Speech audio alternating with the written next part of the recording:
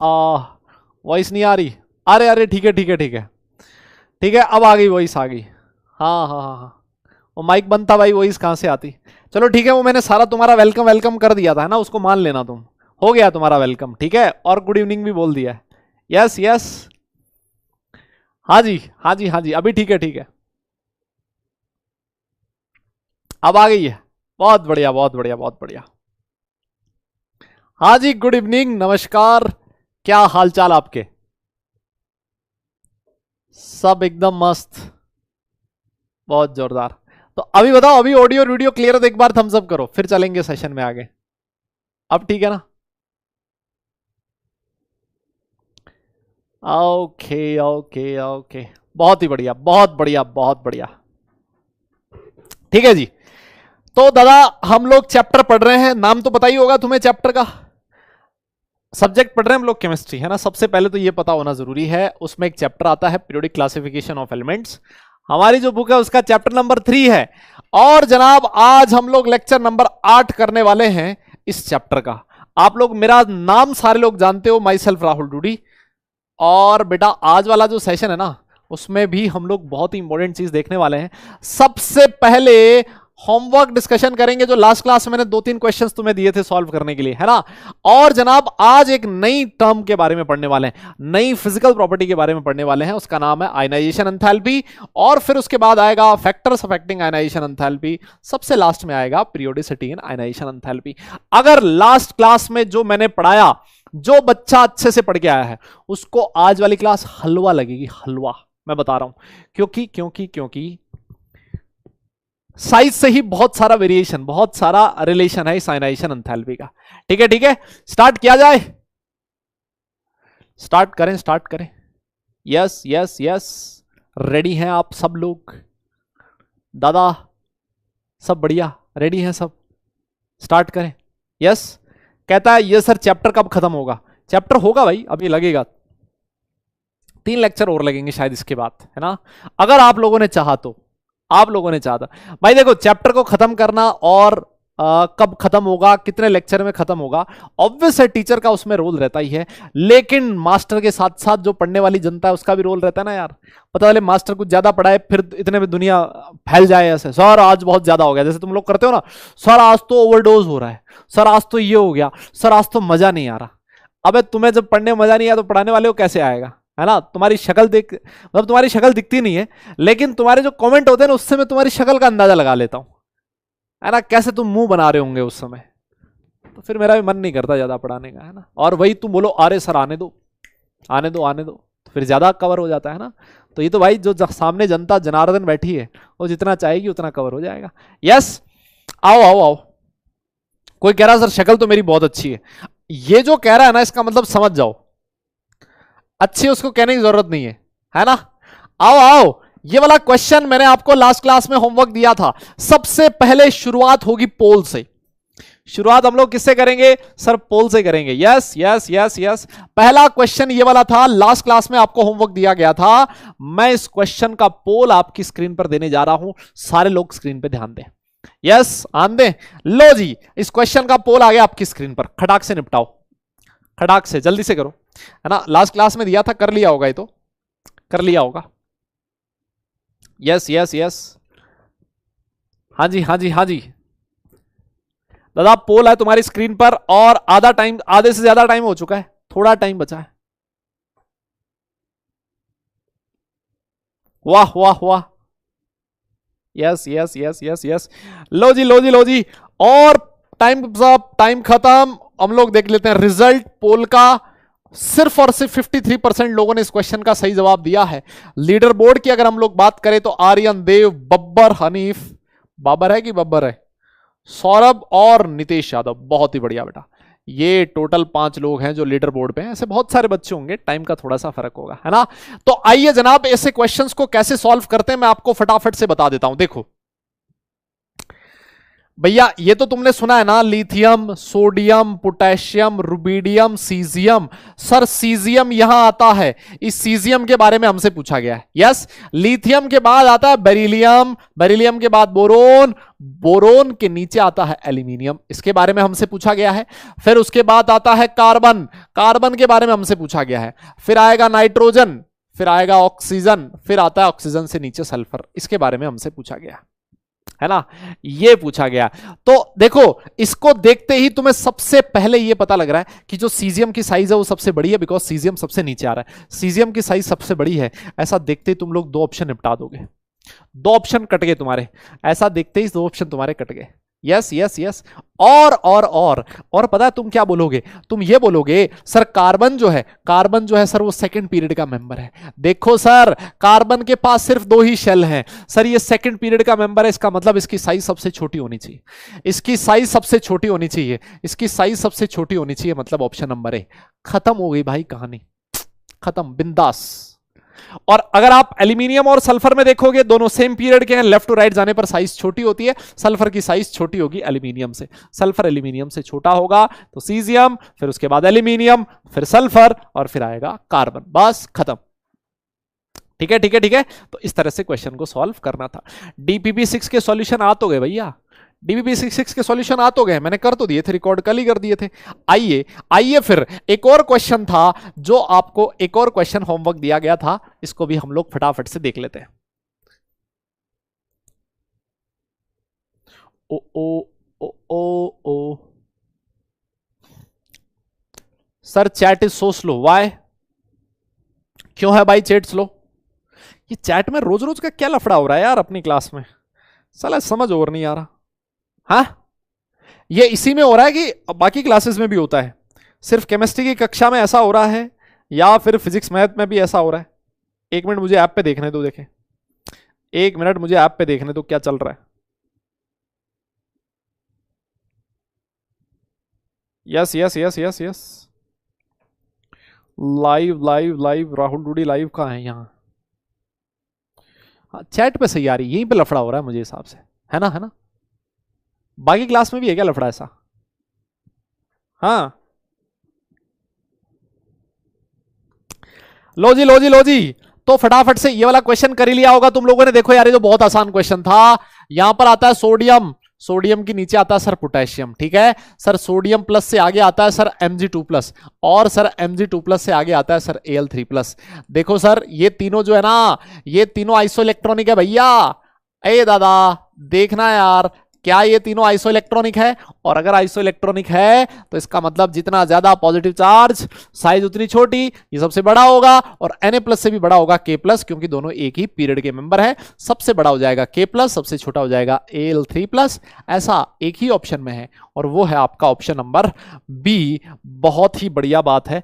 इसी के साथ जो लास्ट क्लास में दिए हुए क्वेश्चंस थे हम लोगों ने खत्म कर दिए। अब नया टॉपिक पढ़ने जा रहे हैं, तो सीट बेल्ट बांध लो, कमर की पेटी कस लो, हम लोग नए टॉपिक पे स्टार्ट कर रहे हैं। और इस टॉपिक का नाम है बेटा आयनाइजेशन एंथैल्पी, या फिर आप इसको आयनाइजेशन पोटेंशियल भी कह सकते हो, और अगर आपकी श्रद्धा हो तो आप इसको आयनाइजेशन एनर्जी भी कह सकते हो, है ना? ये तीनों में से कुछ भी नाम लिखा हो, कुछ भी लिखा गया हो। एक तो मैंने क्लास में करवा दिया था ना, यहां क्लास में करवा तो दिया था, वो वाला क्वेश्चन सबसे लास्ट में। अब सबसे लास्ट में क्वेश्चन करवाया तो था एक, अब कौन सा था यार? ये तो स्लाइड में तो नहीं है, मेरी स्लाइड में तो नहीं है। कोई बात नहीं, वो तुमने कर लिया होगा, कोई बात नहीं भाई, तुमने कर लिया होगा। इतने तो होनहार हो तुम, इतना मुझे तुम्हारे ऊपर विश्वास है और इतना मेरे ऊपर भी विश्वास है ना, कि मैंने पढ़ाया, इतने क्वेश्चन तो कर ही लिए होंगे तुमने। हैं अब वो यार स्लाइड में नहीं है ना यार, मुझे याद भी तो नहीं है भी कौन सा क्वेश्चन था, वो तुम देख लेना ना यार। है भाई, देख लोगे क्या? अरे अपने तो बीच की बात है, देख लेना। यस यस, हो जाएगा हो जाएगा। कोई कह रहा सर श्रद्धा मेरी है ना, शक्ल देखिए अपनी कांच में, शीशे में देखियो। हाँ आओ आओ आओ बेटा, आयनाइजेशन एनर्जी होती क्या है इसका कॉन्सेप्ट समझो। आयनाइजेशन एनर्जी होती क्या है, इसका कॉन्सेप्ट समझ लो। आ जाओ स्क्रीन पर, देखो बहुत ही आसान सी चीज होती है, बहुत सिंपल चीज है। देखो मान लो ये है न्यूक्लियस, यस ये क्या है, न्यूक्लियस है, और न्यूक्लियस पे पॉजिटिव चार्ज है। पॉजिटिव चार्ज के चारों तरफ जो ऑपोजिट चार्ज है इलेक्ट्रॉन, वो मंडरा रहा है सर, है ना। ये तो कुदरत का नियम है, ऑपोजिट चार्जेस एक दूसरे के चारों तरफ मंडराते ही है ना। अब ये जो इलेक्ट्रॉन था और ये जो न्यूक्लियस है सर, इनके बीच एक फोर्स ऑफ अट्रैक्शन होगा सर, है ना। और दोनों ऑपोजिट चार्जेस हैं, तो ऑपोजिट चार्जेस के बीच तो अट्रैक्शन होता ही है, सारी दुनिया जानती है। लेकिन भैया ये दुनिया बड़ी जालिम है। इस दुनिया में किसी दो लोगों के बीच अट्रैक्शन हो, ये बाकी लोगों से देखा नहीं जाता, तुमसे भी नहीं देखा जाता होगा। तुम्हारा भाई होगा ना छोटा, मतलब छोटा भाई इन द सेंस तुम्हारा पड़ोसी होगा, तुम्हारा दोस्त होगा स्कूल में, उसका अगर किसी के साथ अट्रैक्शन है, वो तुम्हें चुभेगा, है ना। ऐसे मन में लगेगा तो सही, यार साला मतलब देख तो, है ना। हाँ, तो ये इलेक्ट्रॉन था, इस इलेक्ट्रॉन को इसका जो न्यूक्लियस है इसने अट्रैक्ट कर रखा था, ठीक है। अब दुनिया से ये अट्रैक्शन देखा नहीं जा रहा।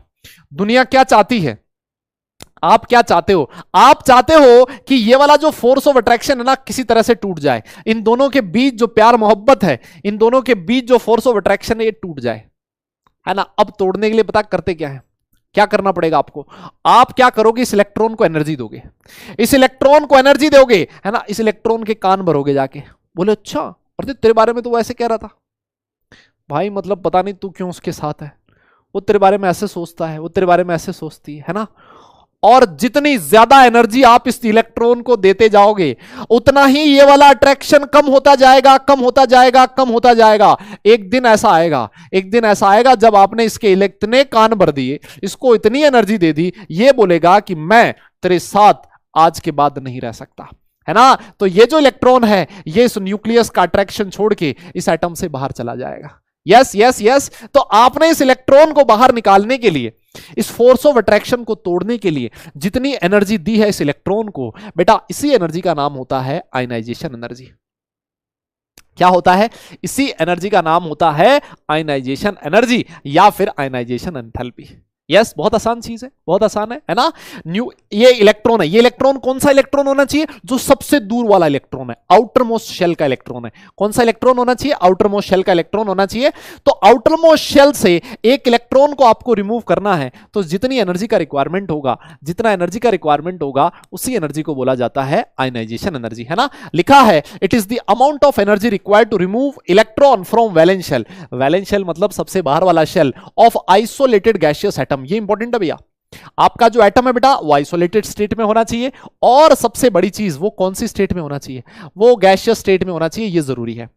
जब आप आयनाइजेशन एनर्जी की बात करते हो, तो जो आपका एटम है वो कौन सी स्टेट में होना चाहिए, गैसियस स्टेट में होना चाहिए, और वो अपनी ग्राउंड स्टेट में होना चाहिए।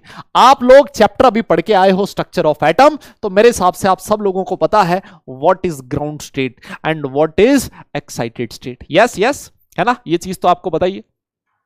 अच्छा, इसको अगर मुझे रिप्रेजेंट करना हो तो कैसे रिप्रेजेंट करूंगा, मान लो आपका एक एटम है M, जो कौन सी स्टेट में होना चाहिए, गैसियस स्टेट में होना चाहिए। यस, और इस M से एक इलेक्ट्रॉन आपको रिमूव करना है। सारी दुनिया जानती है कि जब एक इलेक्ट्रॉन रिमूव किया जाता है तो पॉजिटिव चार्ज आता है। यस, ये वाला प्रोसेस है, और इस प्रोसेस में जितना एनर्जी का रिक्वायरमेंट होगा, उसी को बोला जाएगा आयनाइजेशन एनर्जी। मान लेते हैं आपको जरूरत पड़ी x किलो जूल पर मोल एनर्जी की, तो आप बोलोगे आयनाइजेशन एनर्जी हो गई है x किलो जूल पर मोल। बहुत आसान है, बहुत ही आसान, सिंपल, निहायती आसान। यस। ग्राउंड स्टेट मतलब सबसे लोअर एनर्जी वाली स्टेट को आप लोग ग्राउंड स्टेट कहते हो, है ना। सबसे लोअर एनर्जी वाली स्टेट को ग्राउंड स्टेट कहा जाता है। क्या डेफिनेशन समझ में आई? ऐसा कुछ है ही नहीं भाई इस डेफिनेशन में जो ना समझ में आई। यस, तो बेटा ये डेफिनेशन नोट कर लो, अपने नोट्स में इंक्लूड करो, और अगर हो जाए तो प्यार से डन लिख दो, फिर आगे चलते हैं। हाँ, प्यार से डन लिखो, फिर आगे चलते हैं। दादा जल्दी बोलो दादा। यस।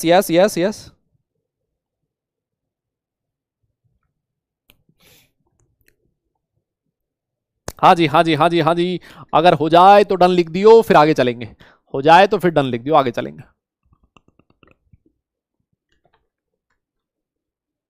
हो गया। क्या बात, आज पूरे जोश में दिख रहे हो तुम लोग।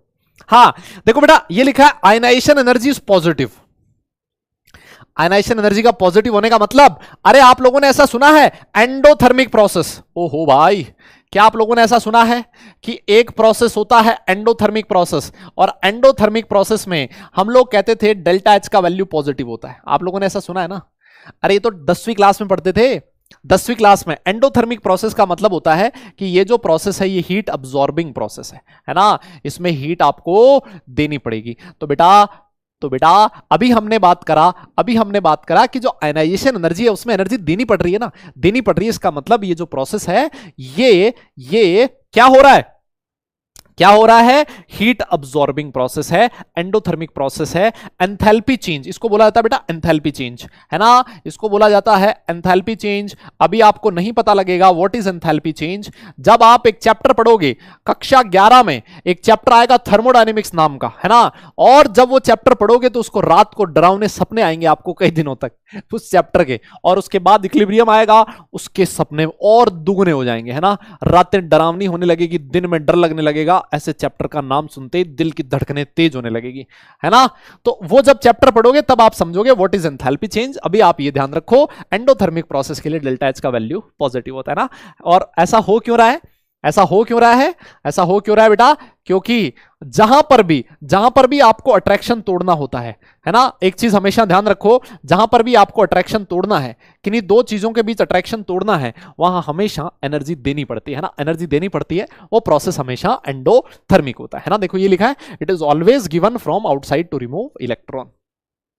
ठीक है, यस। और आप ऐसे भी कह सकते हो कि जितनी ज्यादा एनर्जी देनी पड़ेगी, इसका मतलब इलेक्ट्रॉन को रिमूव करना उतना ही मुश्किल है। क्या मैं ऐसे कह सकता हूं दादा? क्या मैं ऐसे कह सकता हूं क्या? जितनी आयनाइजेशन एनर्जी की वैल्यू जितनी ज्यादा है, उसका मतलब इलेक्ट्रॉन को बाहर निकालने के लिए आपको मेहनत उतनी ही ज्यादा करनी पड़ेगी। क्या ये बात सही है? यस, आप ऐसे लिख सकते हो। अरे डरना नहीं भैया, क्या डर रहे हो यार तुम? कोई कह रहा सर डराओ मत, कोई कह रहा डराओ मत सर, है ना, ऐसे मत बोलो सर, हम पढ़ेंगे ही नहीं है। आप ऐसे कह सकते हो ना, higher the ionisation energy, higher the ionisation energy, higher the ionisation energy,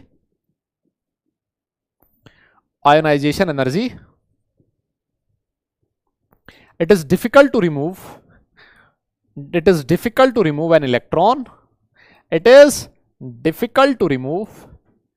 an electron, है ना, remove an electron from atom. ठीक है ना। और ये एटम से इलेक्ट्रॉन कहां से निकाल रहे हो भैया? गैसियस एटम है, वैलेंस शेल से इलेक्ट्रॉन निकाल रहे हो। यस।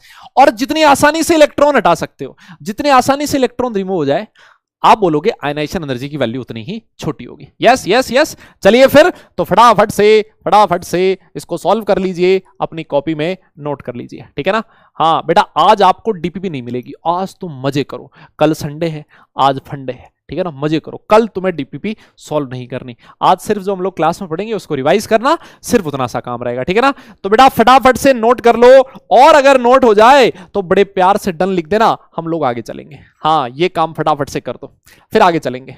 जल्दी देखो बेटा, हाँ जल्दी लिखो, और अगर हो जाए तो मुझे बताना जरा। यस।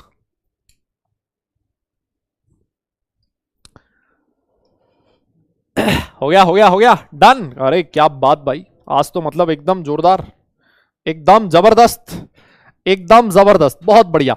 अब देखो, एक छोटी सी टर्म होती है, एक छोटा सा टर्म होता है, उसका नाम होता है सक्सेसिव आयनाइजेशन एनर्जी, है ना। सक्सेसिव आयनाइजेशन एनर्जी का क्या मतलब है? इस कॉन्सेप्ट को अच्छे से सुनियो, अपने दिमाग में बिठाइयो जरूरत। सुनो मेरी बात सुनना।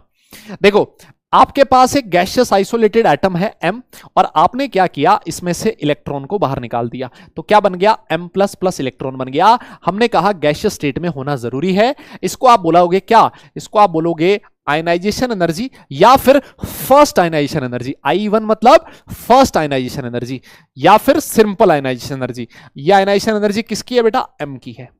यस, ये आयनाइजेशन किसकी है? M की है। M में से आपने एक इलेक्ट्रॉन निकाला, इतनी एनर्जी देनी पड़ी। इस प्रोसेस में जो एनर्जी रिलीज होगा that will be known as ionisation energy of M, या फिर first ionization energy of M। ठीक है।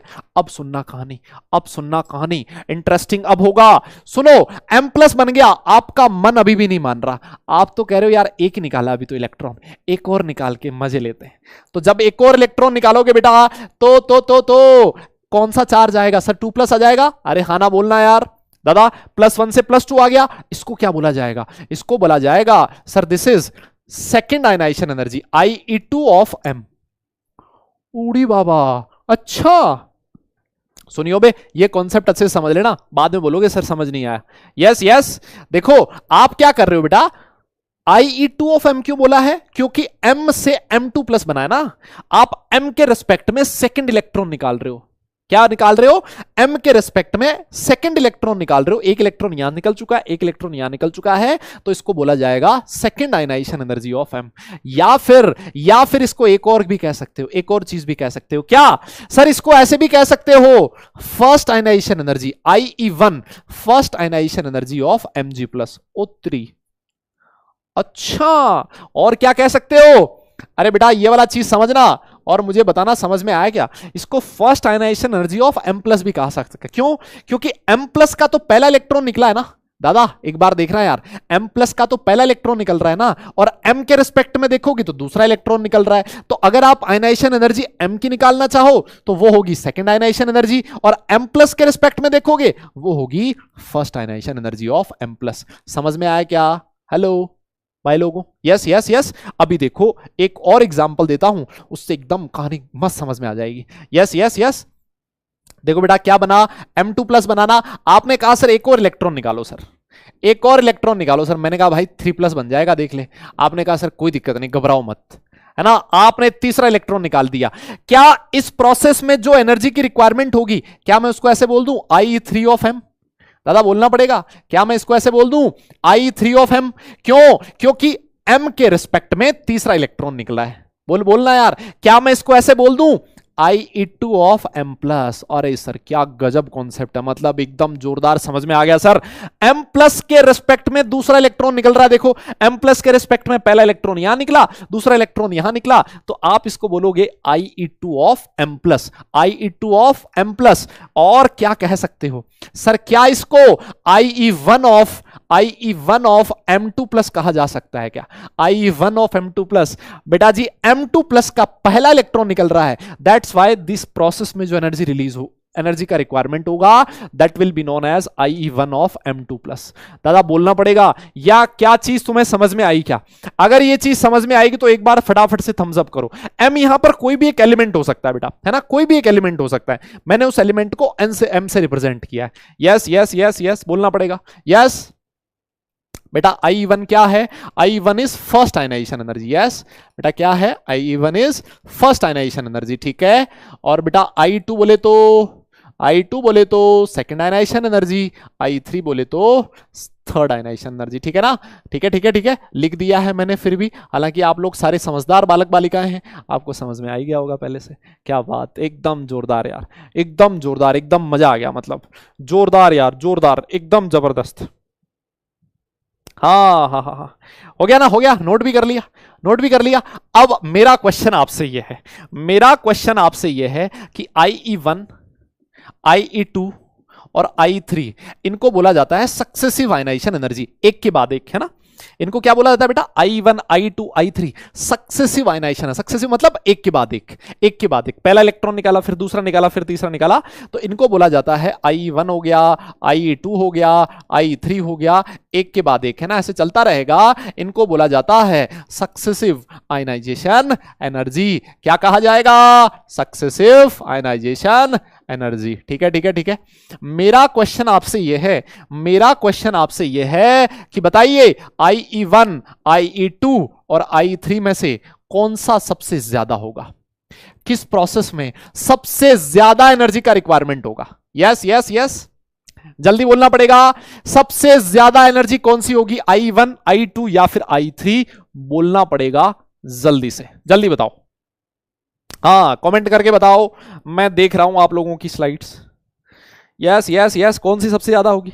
कौन सी सबसे ज्यादा होगी? हाँ जी, मैक्सिमम बच्चे बिल्कुल सही जवाब दे रहे हैं कि सर सक्सेसिव आयनाइजेशन एनर्जी की वैल्यू अगर 4 भी होता तो सर हमेशा इस बात को याद रखो कि सक्सेसिव आयनाइजेशन एनर्जी की वैल्यू हमेशा बढ़ती है भैया, बढ़ती है हमेशा, सक्सेसिव आयनाइजेशन एनर्जी की वैल्यू बढ़ेगी। अब कुछ लोग बोलेंगे सर क्यों बढ़ेगी?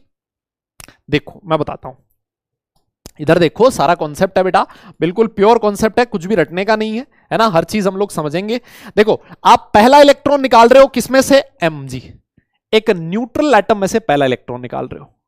जब आप I2 की बात करते हो ना, तब आप इलेक्ट्रॉन निकाल रहे हो किसमें से, M+, एक पॉजिटिवली चार्ज एटम में से इलेक्ट्रॉन निकाल रहे हो। जब आप थर्ड आयनाइजेशन एनर्जी की बात करते हो तो पॉजिटिव चार्ज और बढ़ गया, उसमें से इलेक्ट्रॉन निकाल रहे हो। तो एक न्यूट्रल एटम से इलेक्ट्रॉन निकालना आसान है, या फिर एक पॉजिटिवली चार्ज आयन से इलेक्ट्रॉन निकालना आसान है? इसको आप ऐसे समझ सकते हो, जैसे मान लो दो दोस्त हैं, एक के पास जेब में 5 रुपए हैं, एक के पास जेब में 500 रुपए हैं। ठीक है, आपने बोला, दोनों को बोले यार ना मुझे 3 रुपए की जरूरत है। कितने रुपए की जरूरत है, 3 रुपए की जरूरत है, 3 रुपए दे दे। तो एक बंदा जिसके जेब में साला है ही 5 रुपए, वो खुद इलेक्ट्रॉन का भूखा है, उसके पास खुद इलेक्ट्रॉन की कमी है। अगर जिसके पास खुद के पास इलेक्ट्रॉन है यार, उससे इलेक्ट्रॉन निकालना मुश्किल होगा कि नहीं होगा? खुद सोच के देखो ना, ये खुद बेचारा इलेक्ट्रॉन का भूखा है, इसका इलेक्ट्रॉन पहले भाग गया एक इलेक्ट्रॉन, है ना, और इसमें से बोल रहे हो मैं तेरे में से इलेक्ट्रॉन निकालूंगा, भाई चपाड़ मारेगा जोर से, है ना। फिर आप इसमें बोल रहे हो M2+, ये कहेगा भाई मेरे ऊपर देख कितना ज्यादा पॉजिटिव चार्ज है, तुझे शर्म नहीं आ रही, तू मेरा इलेक्ट्रॉन निकाल रहा है।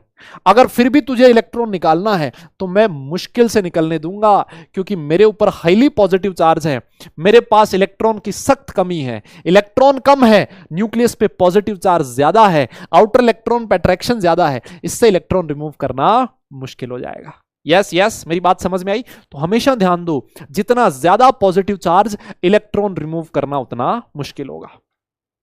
बोलो बोलो बोलो बोलो, अरे बोलो। वैसे तो देखो यार, दिलदार दोस्त होते हैं कई बार, है ना, दिलदार दोस्त होते हैं, जेब में 5 रुपए फिर भी 3 रुपए दे देंगे, बोले यार तू ऐश कर, है ना, 500 रुपए वाला भी नहीं देगा, है ना, कंजूस किस्म का आदमी हो गई, है ना। तो वो तो देखो नियत की बात होती है, लेकिन फिर भी पॉसिबिलिटी यही होती है कि जिसके पास जेब में ज्यादा पैसे हैं वो आसानी से दे देगा, है ना। तो जिसके पास जितने इलेक्ट्रॉन की कमी है उससे इलेक्ट्रॉन रिमूव करना उतना ही मुश्किल होगा। यस, तो इसका आप रीजन क्या लिख सकते हो, इसका आप रीजन क्या लिख सकते हो बेटा, इसका आप रीजन क्या लिख सकते हो कि इट इज डिफिकल्ट, इसका आप रीजन लिख सकते हो कि it is difficult to remove, it is difficult to remove an electron from a positively charged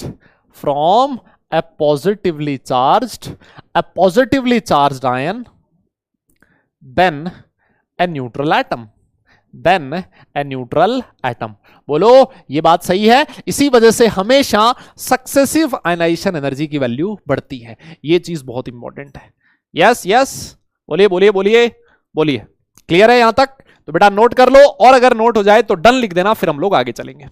note हो जाए तो डन लिखना, फिर हम लोग आगे चलेंगे।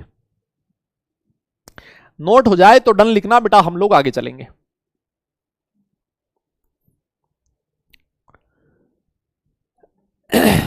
हाँ जी जल्दी बोलिए, अगर नोट हो जाए तो फिर आगे चलेंगे बेटा।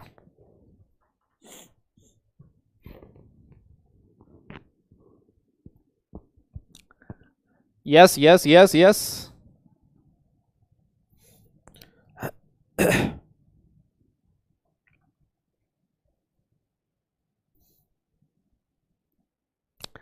हो गया हो गया हो गया, पक्का पक्का, क्या बात यार, क्या बात, जोरदार। देखो जैसे मान लो इस पे अगर क्वेश्चन बनाना चाहे ना, इस पे क्वेश्चन बनाना चाहे तो देखो किस किस किस्म का बन सकता है ना। एक एग्जांपल लेते हैं, एक छोटा सा एग्जांपल ले लेते हैं, फिर हम लोग आगे चलेंगे, ठीक है ना, फिर हम लोग आगे चलेंगे। मान लो ऐसे दे रखा है, ऐसे दे रखा है, M से M+ बना, क्या दे रखा है, M से M+ बना, और आपसे कह दिया इसमें जो एनर्जी थी वो थी 10 इलेक्ट्रॉन वोल्ट, है ना। कितना दे रखा है बेटा, 10 इलेक्ट्रॉन वोल्ट। एक में क्या दे दिया, ऐसे दे दिया, Mg से M2+ बन गया, है ना।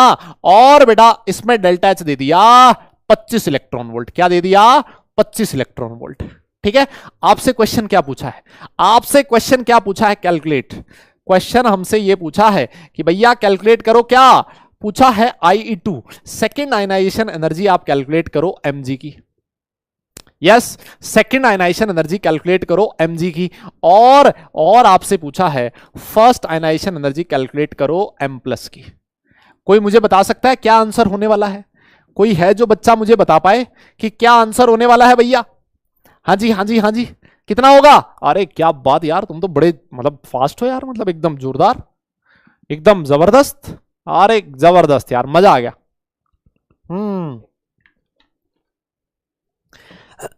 बेटा डेल्टा एच का मतलब है जब आपने इलेक्ट्रॉन निकाला तो कितनी एनर्जी की जरूरत पड़ी? आप बोलोगे 10 इलेक्ट्रॉन वोल्ट एनर्जी की जरूरत पड़ी, है ना। देखो अब कैसे करना है इस क्वेश्चन को, आपने कहा देखो सर सिंपल सी बात है, पहले m से m प्लस बनेगा, है ना। पहले m से m प्लस बनेगा, m प्लस बना, कितनी एनर्जी की रिक्वायरमेंट पड़ी? 10 इलेक्ट्रॉन वोल्ट की, क्वेश्चन में दे रखा है। और फिर m प्लस से m2 प्लस बनेगा, बनेगा कि नहीं बनेगा बोलो? m प्लस से m2 प्लस बनेगा। अब क्वेश्चन में क्या दे रखा है? m से m2 प्लस, मतलब डायरेक्ट m से m2 प्लस, ये वाली एनर्जी दे रखी है टोटल कितनी? 25 इलेक्ट्रॉन वोल्ट। ये वाली टोटल एनर्जी दे रखी है 25 इलेक्ट्रॉन वोल्ट। तो भाई कॉमन सेंस का क्वेश्चन है, कॉमन सेंस का क्वेश्चन है, यहां से यहां एक इलेक्ट्रॉन निकला, 10 इलेक्ट्रॉन वोल्ट की रिक्वायरमेंट थी, और m से m2 प्लस बना, 2 इलेक्ट्रॉन निकला, 25 इलेक्ट्रॉन वोल्ट की रिक्वायरमेंट थी। तो इसका मतलब यहां से यहां इस प्रोसेस में कितनी एनर्जी की रिक्वायरमेंट रही होगी? 15 इलेक्ट्रॉन वोल्ट की। दादा बोलना पड़ेगा, क्या इस प्रोसेस में 15 इलेक्ट्रॉन वोल्ट की रिक्वायरमेंट थी? अरे बोलना यार, यहां से यहां 25, यहां से यहां 10, तो ये वाली 15 इलेक्ट्रॉन वोल्ट। और भाई ये 15 इलेक्ट्रॉन वोल्ट ही तो है क्या? Second ionisation energy of m plus. दादा बोलना पड़ेगा, सेकेंड आयनाइजेशन एनर्जी यही तो होती थी कि m के रेस्पेक्ट में दूसरा इलेक्ट्रॉन निकल रहा है, m के रेस्पेक्ट में दूसरा इलेक्ट्रॉन निकल रहा है। मेरी बात तुम्हें समझ में आई क्या? यस तो second ionisation energy of m बोल दो 15 इलेक्ट्रॉन वोल्ट, और या फिर ऐसे कह दो first ionization energy of m plus. अरे भैया m प्लस से तो पहला इलेक्ट्रॉन निकल रहा है ना, तो आप या तो ये कह दो second ionisation energy of m, या फिर ऐसे कह दो first ionization energy of m plus. दोनों बात एक ही है सर। क्वेश्चन का सॉल्यूशन आएगा 15 इलेक्ट्रॉन वोल्ट फर्स्ट और सेकंड दोनों का। क्या आपको मेरी बात समझ में आ गई? अगर समझ में आ गई तो थम्स अप कर देना, नोट कर लिया तो डन लिख देना, आगे चलेंगे फिर उसके बाद। क्लियर है? यस यस, अभी जो कॉन्सेप्ट समझाया उसी पे बेस था, बहुत ही आसान, निहायत ही इजी क्वेश्चन, और आप जैसे होनहार बालक बालिकाओं के लिए तो ये बाएं हाथ का खेल है ना। यस यस यस, हाँ जी, हो गया हो गया हो गया हो गया, एकदम जोरदार, डन डन डन डन। ओ भाई साहब, ओ भाई जबरदस्त, है ना। अब आगे बढ़ते हैं ना, अब कुछ और कॉन्सेप्ट हम लोग सीखने की कोशिश करते हैं।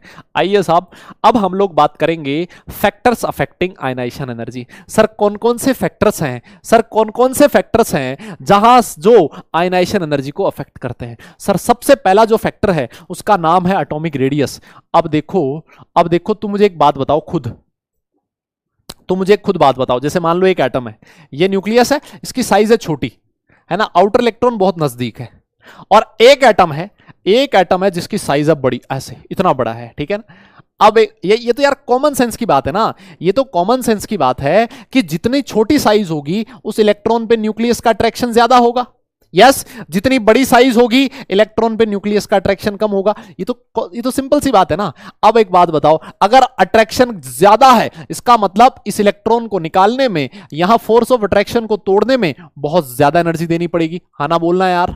अगर साइज बड़ा है, आउटर इलेक्ट्रॉन पे अट्रैक्शन कम है, तो आप बोलोगे आसानी से इलेक्ट्रॉन चला जाएगा, आपको ज्यादा मेहनत नहीं करनी पड़ेगी। लॉन्ग डिस्टेंस रिलेशनशिप है ना, ये तो सर बहुत लंबी वाली है सर, बड़े आराम से टूट जाएगी सर, बहुत सारी दिक्कतें आती हैं बीच में लॉन्ग डिस्टेंस में, है ना। तो सर ये वाला इधर आपको एनर्जी कम देनी पड़ेगी। इसका मतलब सीधी सी बात यह है कि आयनाइजेशन एनर्जी जो होगा it is inversely proportional to atomic radius. बोलो बोलो बोलो, क्या ये बात आपको समझ में आ गई?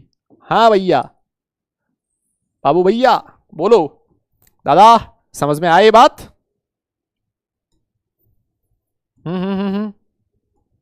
हाँ जी हाँ जी, सही है। Yes yes yes, clear clear, okay. तो पहला पॉइंट तो समझ में आ गया। दूसरा इफेक्टिव न्यूक्लियर चार्ज, अरे सर ये तो वही बात है, इफेक्टिव न्यूक्लियर चार्ज यही होता है सर, आउटर इलेक्ट्रॉन पे न्यूक्लियस का अट्रैक्शन। जितना ज्यादा अट्रैक्शन उतनी आसानी से, उतना ही जितना ज्यादा अट्रैक्शन उतनी मुश्किल से इलेक्ट्रॉन निकलेगा, आयनाइजेशन एनर्जी उतनी ज्यादा होगी, उतनी ही ज्यादा एनर्जी देनी पड़ेगी। यस यस, और यहां पर साइज बड़ी है सर, आयनाइजेशन एनर्जी की वैल्यू कम है, इफेक्टिव न्यूक्लियर चार्ज की वैल्यू कम है ना। तो आप ऐसे लिख सकते हो, ionisation energy is directly proportional to Z effective. Yes, अब हर चीज का एक्सपीरियंस मुझे ही है ना।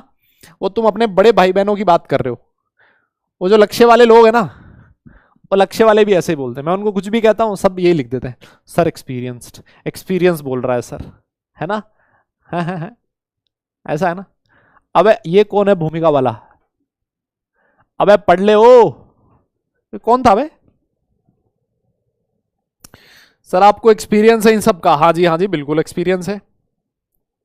यस यस यस, हाँ जी नोट करो। अगर नोट हो जाए तो डन लिखियो, फिर आगे चलेंगे। अगर नोट हो जाए तो डन लिखियो, फिर आगे चलेंगे। यस यस, हाँ जी अब एक काम की बात करो। तुम भटकना कितना आसान है ना तुम्हारे लिए, है ना? भटकाना कितना आसान है, मतलब थोड़ी सी भी कुछ इधर उधर की बात कर दो, एकदम से तुम्हारा ध्यान, कान खड़े हो जाते हैं एकदम से, है ना? जैसे वो गली में कुत्ता बैठा होता है, यस, और जैसे मान लो छोटी सी भी आर्ट होती है ना, एकदम से कान खड़े हो जाएंगे। गाड़ी ऐसे रोड के बीच में फैल के पोस्ट होता रहता है ना, और अगर साथ में से गाड़ी दूर से भी दिखी ना उसको, एकदम से खड़ा हो जाएगा, कान खड़े हो जाएंगे ना, समझ रहे हो? हाँ, तो वैसा ही हाल तुम्हारे साथ भी है। वो तुमने वो पढ़ा है क्या? वो एक कुछ वो है ना, वो कुछ की विद्यार्थी पंच लक्षणम, है ना? उसमें एक आता है ना स्वान निद्रा, कुत्ते जैसी नींद होनी चाहिए, है ना? एकदम से जाग जाता है ना, वैसे ही बच्चों की भी नींद ऐसी होनी चाहिए। विद्यार्थी के लक्षण होते हैं ना, क्या क्या होते थे? एक तो स्वान निद्रा, एक होता था अल्पाहारी, अल्पाहारी कम खाना चाहिए, पेट भर के मत खाइयो भैया, है ना? फिर पता चले पेट भर के खा लिया रात को, मतलब एकदम नींद आ रही है जोरदार।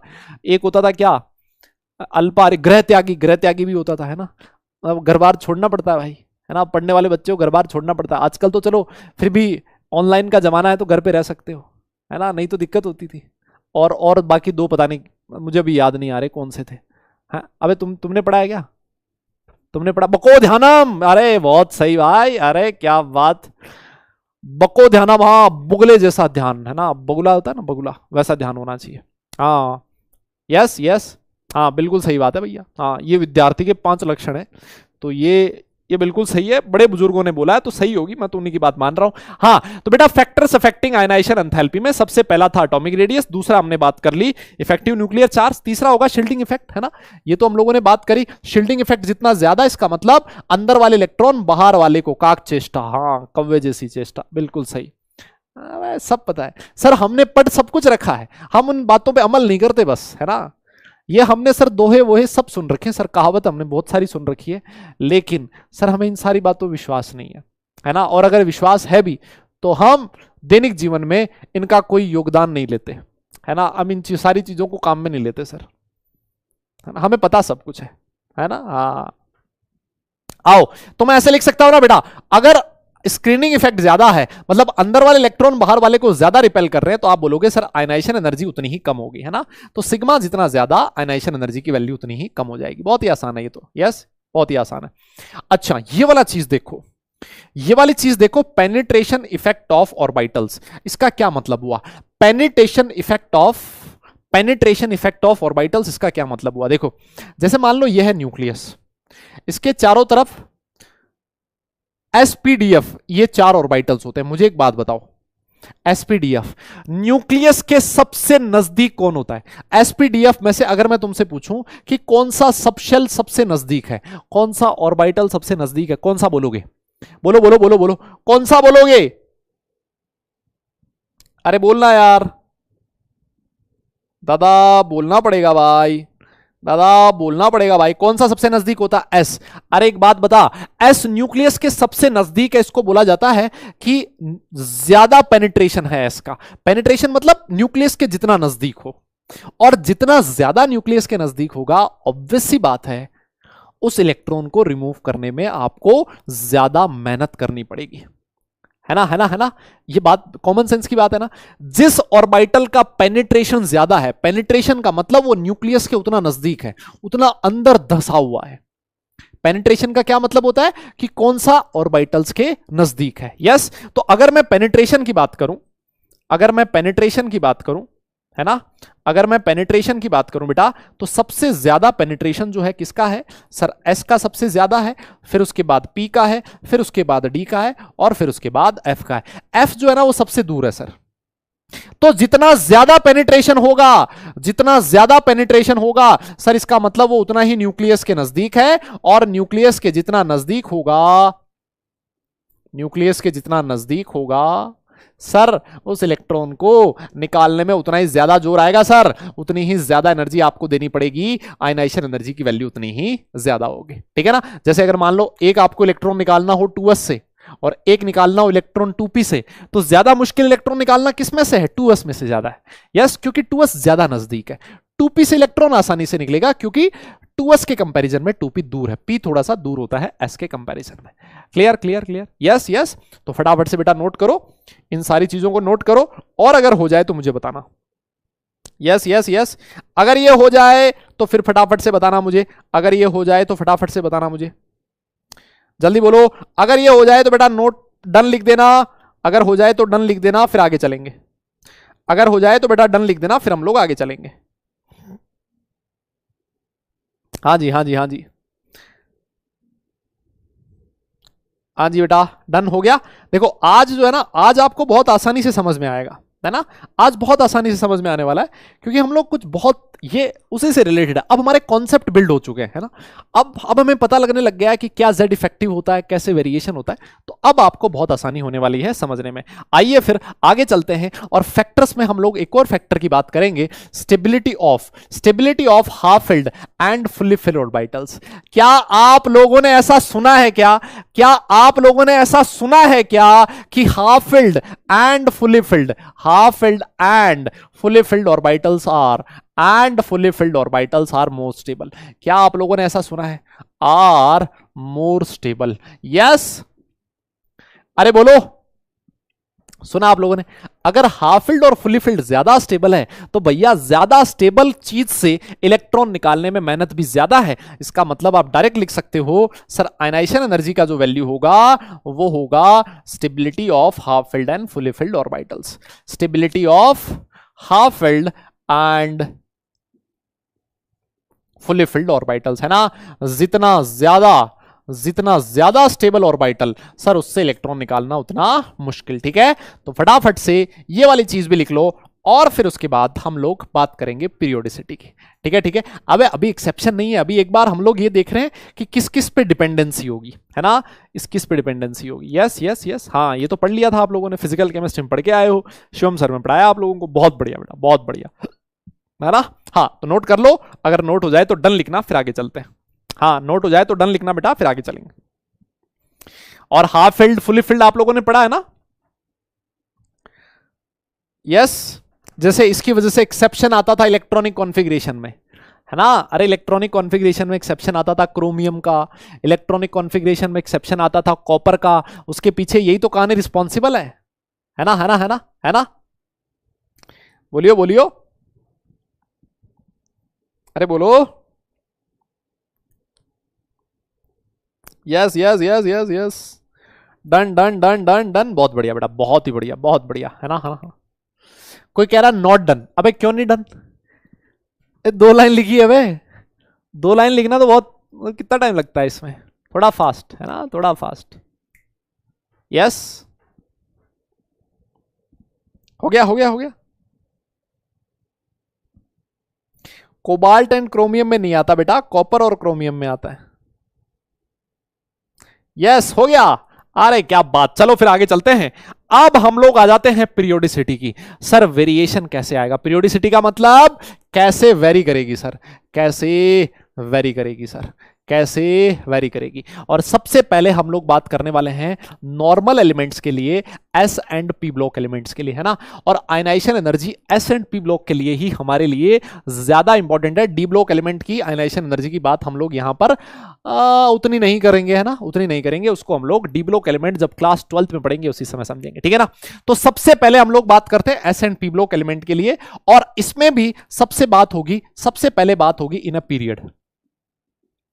Yes, in a period. बेटा पीरियड की बात करें तो क्या होगा, पीरियड में क्या होगा सर, लेफ्ट टू राइट जाने पर, पीरियड में लेफ्ट टू राइट जाने पर सर साइज छोटा होता है, और जब साइज छोटा होगा सर आयनाइजेशन एनर्जी की वैल्यू बढ़ेगी। क्या ये बात सही है दादा, बोलियो जरा, क्या मैं ऐसे लिख सकता हूं इन ए पीरियड, आप मेरे साथ साथ लिख सकते हो बेटा, in a period from left to right, from left to right, from left to right, ionization ionization energy generally increases. Yes, generally increases. क्यों? Because size decreases. क्यों होता है बेटा ऐसा?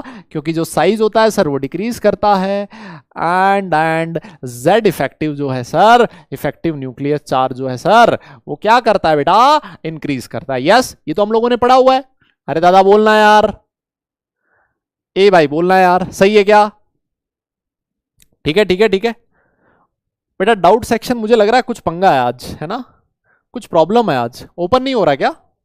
क्या दिक्कत आ रही है? डाउट में नहीं हो रहा है क्या यार? यहां तो आ रहा है, स्क्रीन पे तो आ रहा है, स्क्रीन पे तो आ रहा है डाउट वाला पार्ट.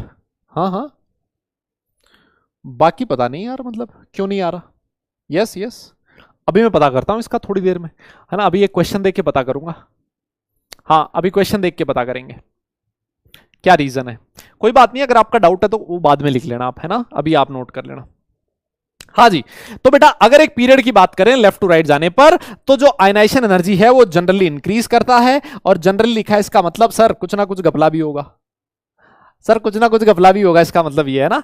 आओ आओ फिर कहां लफड़ा है, आओ आओ फिर कहां लफड़ा है देख लेते हैं, है ना? आओ फिर कहां लफड़ा है हम लोग देख लेते हैं. सुनो देखो, आप लोगों ने सेकंड पीरियड के एलिमेंट देखे? यस यस सर, हमने देखे. सेकंड पीरियड के एलिमेंट देखे हैं क्या आप लोगों ने? सेकंड पीरियड एलिमेंट्स देख लो कौन कौन से होते हैं. सर सबसे पहले आता है lithium, beryllium, boron, carbon, nitrogen, oxygen, fluorine और नियोन. यस, ऐसा ही होता था. अरे बोलो बोलो बोलो बोलो, है ना? अगर मान लो मैं नियोन को हटा दूं और मैं तुमसे पूछूं, अगर पूछ ले मुझसे कि क्या गम है, तो भैया क्या ही गम है, फिर पूछ ले मुझसे. लेफ्ट टू राइट जाने पर अगर मैं आज से पूछूं कि भैया बता साइज पे क्या फर्क पड़ेगा, साइज पे क्या फर्क पड़ेगा, तो आप बोलोगे सर लेफ्ट टू राइट जाने पर साइज डिक्रीज कर रही है. और अभी हमने पढ़ा कि अगर साइज डिक्रीज कर रही है तो आयनाइजेशन एनर्जी इंक्रीज करेगी. यस, तो आयनाइजेशन एनर्जी इंक्रीज करेगी. तो आप लोगों ने ऐसा सोचा, आप लोगों ने ऐसा सोचा कि सर ये जो ऑर्डर है ना, सर ये जो ऑर्डर है ना, ये होना चाहिए ऐसा, ये ऑर्डर जो है ना सर ऐसा होना चाहिए था, ये ऑर्डर जो है वो ऐसा होना चाहिए था. लेकिन आप लोगों को जानकर बड़ी खुशी होगी कि ये जो ऑर्डर है सर, ये जो ऑर्डर है वो गलत है. ओ उत्तरी, ये तो लफड़ा हो लिया, है ना, है ना, है ना? ये तो लफड़ा हो लिया,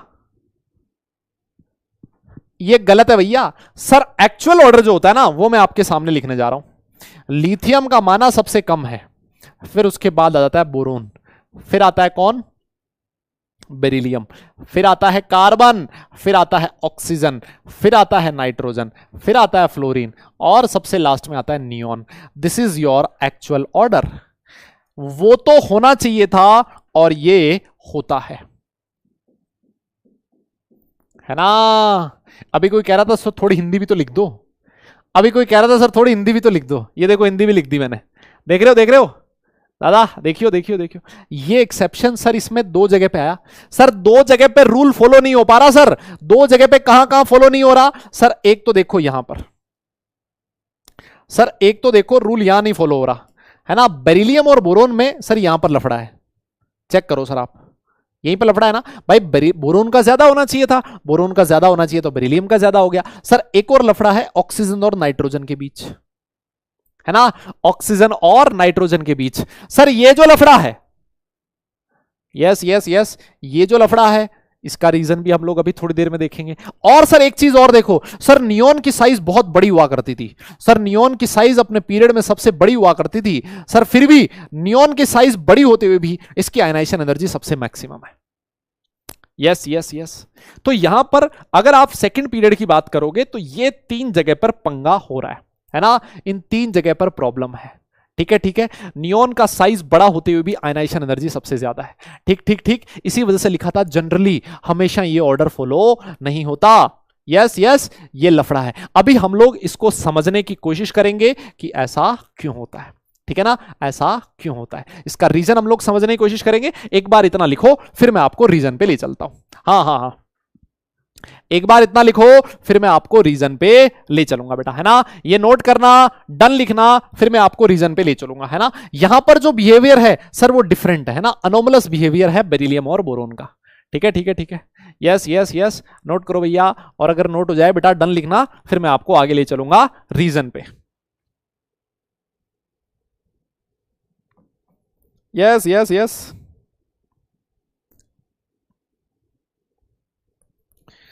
हो गया हो गया हो गया। क्या बात भाई, तुम लोग मतलब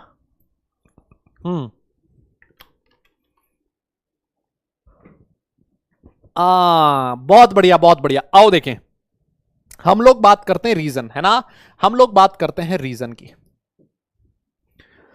तो देखो, सबसे पहले मैं आपको समझाऊंगा, सबसे पहले मैं आपको समझाऊंगा behaviour of beryllium and boron, है ना। बेरिलियम एंड बोरोन, इसमें क्या लफड़ा हुआ सर, यहां पर ऐसा क्यों हुआ कि बेरिलियम का ज्यादा हो गया, बोरोन का कम हो गया। फिर मैं आपको समझाऊंगा जो हमारा दिक्कत वाली बात आई है ना, कहां पर, behaviour of nitrogen and oxygen. अरे दादा बोलना, यहां पर भी तो लफड़ा आया है।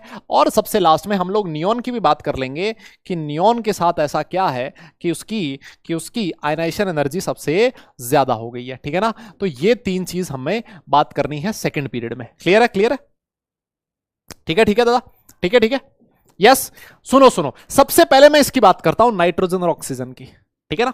अच्छा, आओ देखो, नाइट्रोजन का इलेक्ट्रॉनिक कॉन्फ़िगरेशन मेरे हिसाब से सारी जनता जानती है। नाइट्रोजन का एटॉमिक नंबर कितना होता है बेटा, 7 होता है ना। तो इसका इलेक्ट्रॉनिक कॉन्फ़िगरेशन होता है 1s2 2s2 2p3, यही होता है ना। ए भाई बोलना यार, यही होता है ना। अब देख, अगर 2p में 3 इलेक्ट्रॉन है, 2p में 3 ऑर्बिटल्स होते हैं, यस। और 2p में अगर 3 इलेक्ट्रॉन है, अगर 2p में 3 इलेक्ट्रॉन है, तो क्या इसका हाफ फिल्ड कॉन्फ़िगरेशन है क्या सर, क्या ये हाफ फिल्ड इलेक्ट्रॉनिक कॉन्फ़िगरेशन है क्या सर, बिल्कुल दिख रहा है भाई। p में टोटल 6 इलेक्ट्रॉन आ सकते हैं ना, दादा बोलना पड़ेगा यार, हाँ ना बोलना पड़ेगा यार, हाँ नोट करना भैया, देखने के लिए नहीं लिखा है, हाँ। अरे भैया p में टोटल 6 इलेक्ट्रॉन आ सकते हैं सर, कितने हैं सर, 3 है, 3 है, हाफ फिल्ड है सर। और अभी हमने पढ़ा है सर, हाफ फिल्ड जो होते हैं सर वो बहुत ज्यादा स्टेबल होते हैं सर, वो बहुत ज्यादा स्टेबल होते हैं। सर ऑक्सीजन ने क्या बिगाड़ा था आपका, यस, ऑक्सीजन ने क्या बिगाड़ा था अभी देख लेते हैं। ऑक्सीजन का एटॉमिक नंबर होता है बेटा 8 सर, इसका इलेक्ट्रॉनिक कॉन्फ़िगरेशन होता है 1s2 2s2 2p4 सर। अगर आप 2p4 की बात करोगे सर, p4 की बात करो तो सर देखो यहां पर सर, ना तो ये हाफ फिल्ड है और ना ही ये फुली फिल्ड है सर, ये ना तो हाफ फिल्ड है और ना ही फुली फिल्ड है। इसी वजह से अगर आप साइज की बात करते हो, साइज की बात करते हो, बेरिलियम की साइज छोटी है, बोरोन की साइज छोटी है बेरिलियम से, बिल्कुल सही बात है ना। बेरिलियम की साइज बड़ी है बोरोन से, लेकिन अगर आयनाइजेशन एनर्जी की बात करोगे, सॉरी बेरिलियम नहीं है, नाइट्रोजन ऑक्सीजन है, हाँ बेटा, ऑक्सीजन की साइज छोटी है नाइट्रोजन से, but still ionisation energy nitrogen की ज्यादा होती है ना। उसका रीजन क्या लिखोगे, उसका रीजन है stability of half filled orbitals, है ना। हमारा जो नाइट्रोजन है उसका सर जो इलेक्ट्रॉनिक कॉन्फ़िगरेशन है वो हाफ फिल्ड वाला कॉन्फ़िगरेशन है, और हाफ फिल्ड होने की वजह से ये ज्यादा स्टेबल इलेक्ट्रॉनिक कॉन्फ़िगरेशन है, यहां से इलेक्ट्रॉन निकालना मुश्किल होगा, यस। तो ये आयनाइजेशन एनर्जी का ऑर्डर आ गया, नाइट्रोजन का ज्यादा होगा ऑक्सीजन से, और इसका रीजन लिखोगे, क्या रीजन लिखोगे बेटा, stability of half filled orbital, yes, stability of half filled orbital. बोलियो बोलियो, ए भाई बोलना यार, समझ में आई क्या तुझे बात, यस यस यस, क्या ये बात क्लियर है, yes yes. Ionisation energy nitrogen की ऑक्सीजन से ज्यादा होगी, क्या ये बात सही है दादा, बोलो ना यार, तुम बोल ही नहीं रहे हो, क्या फालतू बकवास कर रहे हो, हाँ ये बताओ ना, ये समझ में आया क्या, यस पक्का, बहुत बढ़िया बहुत बढ़िया बहुत बढ़िया। हाँ अब देखो ये वाला, अगर ये चीज तुम्हें समझ में आ गई ना, तो नियोन वाली भी समझ में आ जाएगी। देखो नियोन का एटॉमिक नंबर कितना होता है, जल्दी बोलियो सर, नियोन का एटॉमिक नंबर होता है सर 10 सर। अगर आप इसका इलेक्ट्रॉनिक कॉन्फ़िगरेशन लिखोगे ना सर, ये है 1s2 2s2 2p6 sir, 2p में टोटल 6 इलेक्ट्रॉन है सर, है ना सर, 2p में टोटल 6 इलेक्ट्रॉन है सर, और अगर 2p में 6 इलेक्ट्रॉन है तो सर ये फुली फिल्ड कॉन्फ़िगरेशन है। यस सर, ये फुली फिल्ड ऑर्बिटल है, और फुली फिल्ड ऑर्बिटल जो होता है सर वो बहुत भयंकर स्टेबल होता है ना। फुली फिल्ड ऑर्बिटल है वो हाईली स्टेबल होता है सर, हाईली स्टेबल होता है, और जितना ज्यादा स्टेबल होगा उतनी ही हाई आयनाइजेशन एनर्जी होगी, है ना। तो भले ही नियॉन की साइज बड़ी हो, लेकिन इसका जो कॉन्फ़िगरेशन है वो इतना ज्यादा स्टेबल है कि यहां पर साइज वाइज का कोई पंगा नहीं आता, है ना। यहां से इलेक्ट्रॉन निकालना बहुत ही मुश्किल होगा। Clear clear clear, yes yes yes दादा, ठीक है ठीक है ठीक है। अच्छा, अब हम लोग बात करते हैं बेरिलियम और बोरोन की। आइए, बेरिलियम का एटॉमिक नंबर है 4, इलेक्ट्रॉनिक कॉन्फ़िगरेशन 1s2 2s2। जो बोरोन है उसका इलेक्ट्रॉनिक कॉन्फ़िगरेशन है 5, 1s2 2s2 2p1।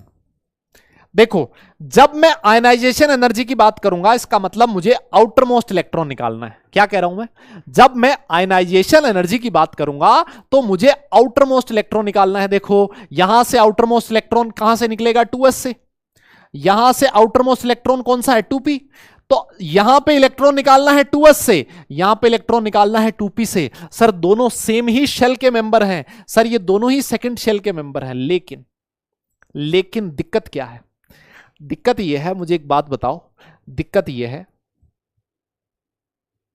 कि सर अभी मैंने आपको बोला था एस और पी किसका पेनिट्रेशन ज्यादा होता है? बोलियो बोलियो, एस और पी में से किसका पेनिट्रेशन ज्यादा होता है? न्यूक्लियस के ज्यादा नजदीक कौन होता है? सर न्यूक्लियस के ज्यादा नजदीक होता है 2s। 2p के कंपैरिजन में ये न्यूक्लियस के ज्यादा नजदीक है, और ज्यादा नजदीक है इसी वजह से इस पे न्यूक्लियस का अट्रैक्शन ज्यादा होगा, यहां से इलेक्ट्रॉन निकालना मुश्किल होगा। बोरोन वाला इलेक्ट्रॉन आसानी से निकल जाएगा, खत्म। बहुत आसान है यार, बहुत आसान। यस यस यस दादा, बोलना पड़ेगा। यस, समझ में आई क्या मेरी बात? समझ में आई मेरी बात, है ना। तो यहां पर आप लोग लिख दोगे सर आयनाइजेशन एनर्जी बेरिलियम की बोरोन से ज्यादा होती है। रीजन क्या लिखोगे? रीजन हो जाएगा कि penetration of 2s electrons is more than that of 2p electrons। बोलो बोलो, more than that of 2p electrons। Clear है? क्लियर है। हाँ, एक चीज मैं आपको और बता दूं कि भैया एस सबशेल के लिए हाफ फिल्ड और फुली फिल्ड की हम लोग बात नहीं करते, है ना। हम लोग एस के लिए हाफ फिल्ड और फुली फिल्ड की बात नहीं करते हैं, है ना।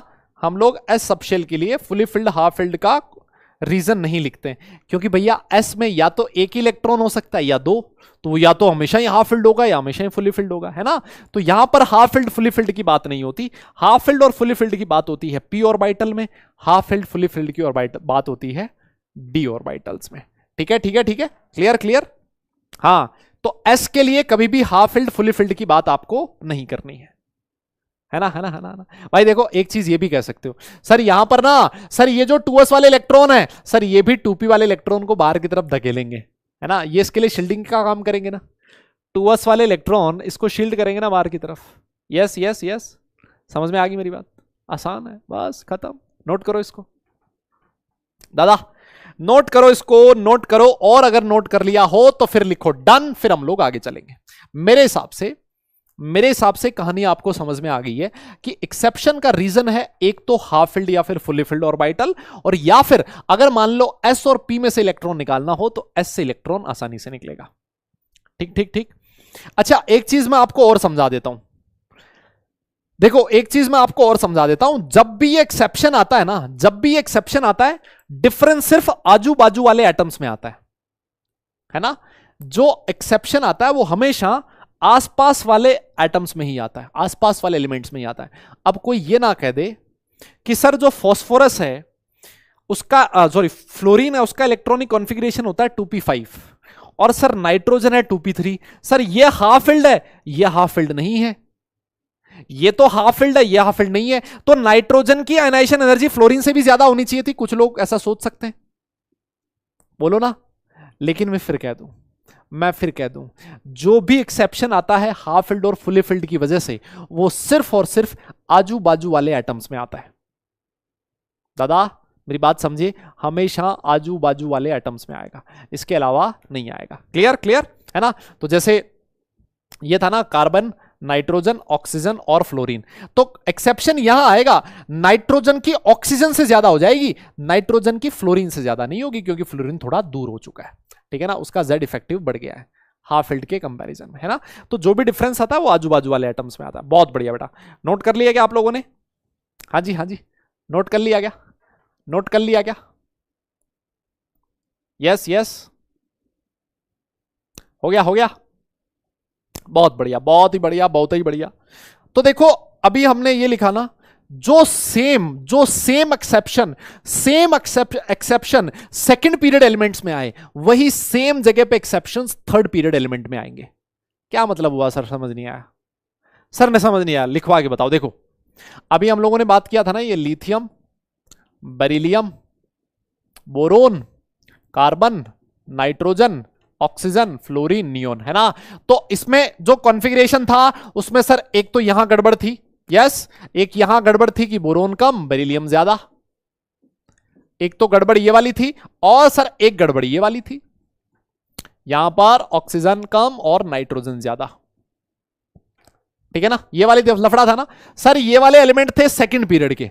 सर ये वाले एलिमेंट है कौन से पीरियड के बाबा? सेकंड पीरियड के एलिमेंट। सर सेम यही लिथियम के नीचे कौन आता है? अगर मैं थर्ड पीरियड एलिमेंट की बात करूं, अगर मैं थर्ड पीरियड एलिमेंट्स की बात करूं, लिथियम के नीचे कौन आता है? सोडियम, है ना? इसके नीचे कौन आएगा? एल्यूमिनियम। इसके नीचे कौन आएगा? मैग्नीशियम। सिलिकॉन, ऑक्सीजन के नीचे सल्फर, नाइट्रोजन के नीचे फॉस्फोरस, फ्लोरीन के नीचे क्लोरीन और नियोन के नीचे आर्गन। ये देखो जो एक्सेप्शन, जहां जहां पर एक्सेप्शन सेकंड पीरियड में था, सेम जगह पर एक्सेप्शन थर्ड पीरियड में होगा, और सेम लॉजिक होगा उसका भी लॉजिक सेम रहेगा। क्या मेरी बात समझ में आई?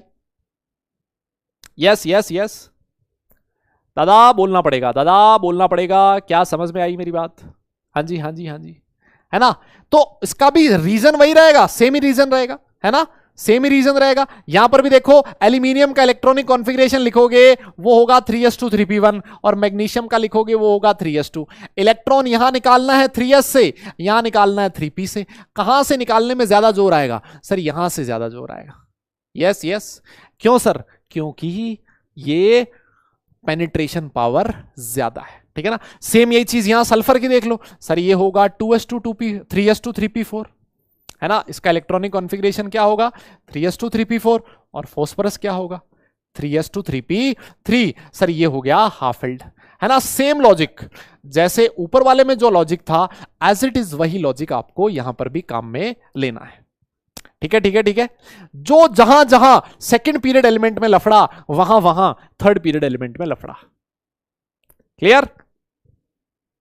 यस यस, बहुत बढ़िया बेटा, नोट कर लो इसको। नोट कर लिया, डन लिखो, फिर आगे चलते हैं, क्वेश्चंस करते हैं इसमें। यस यस, नोट कर लिया हो तो क्वेश्चन लिखो, फिर आगे चलते हैं। हाँ जी डन लिखो बेटा, फिर आगे चलते हैं, फिर क्वेश्चंस करते हैं कुछ।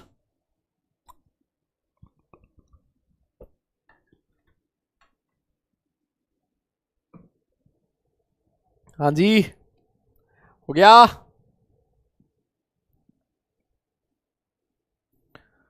डन? ओ भाई, आइए आइए आइए, कुछ क्वेश्चंस आपको दे दिए जाएं, है ना? है ना है ना है ना है ना?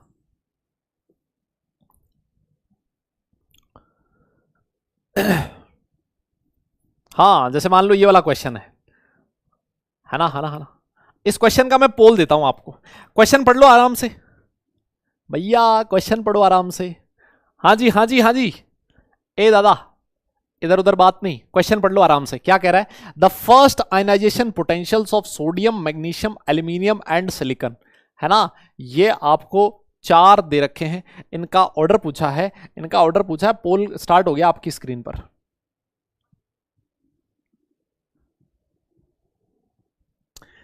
हाँ पोल स्टार्ट है भैया, पोल स्टार्ट है आप लोगों की स्क्रीन पर है भाई।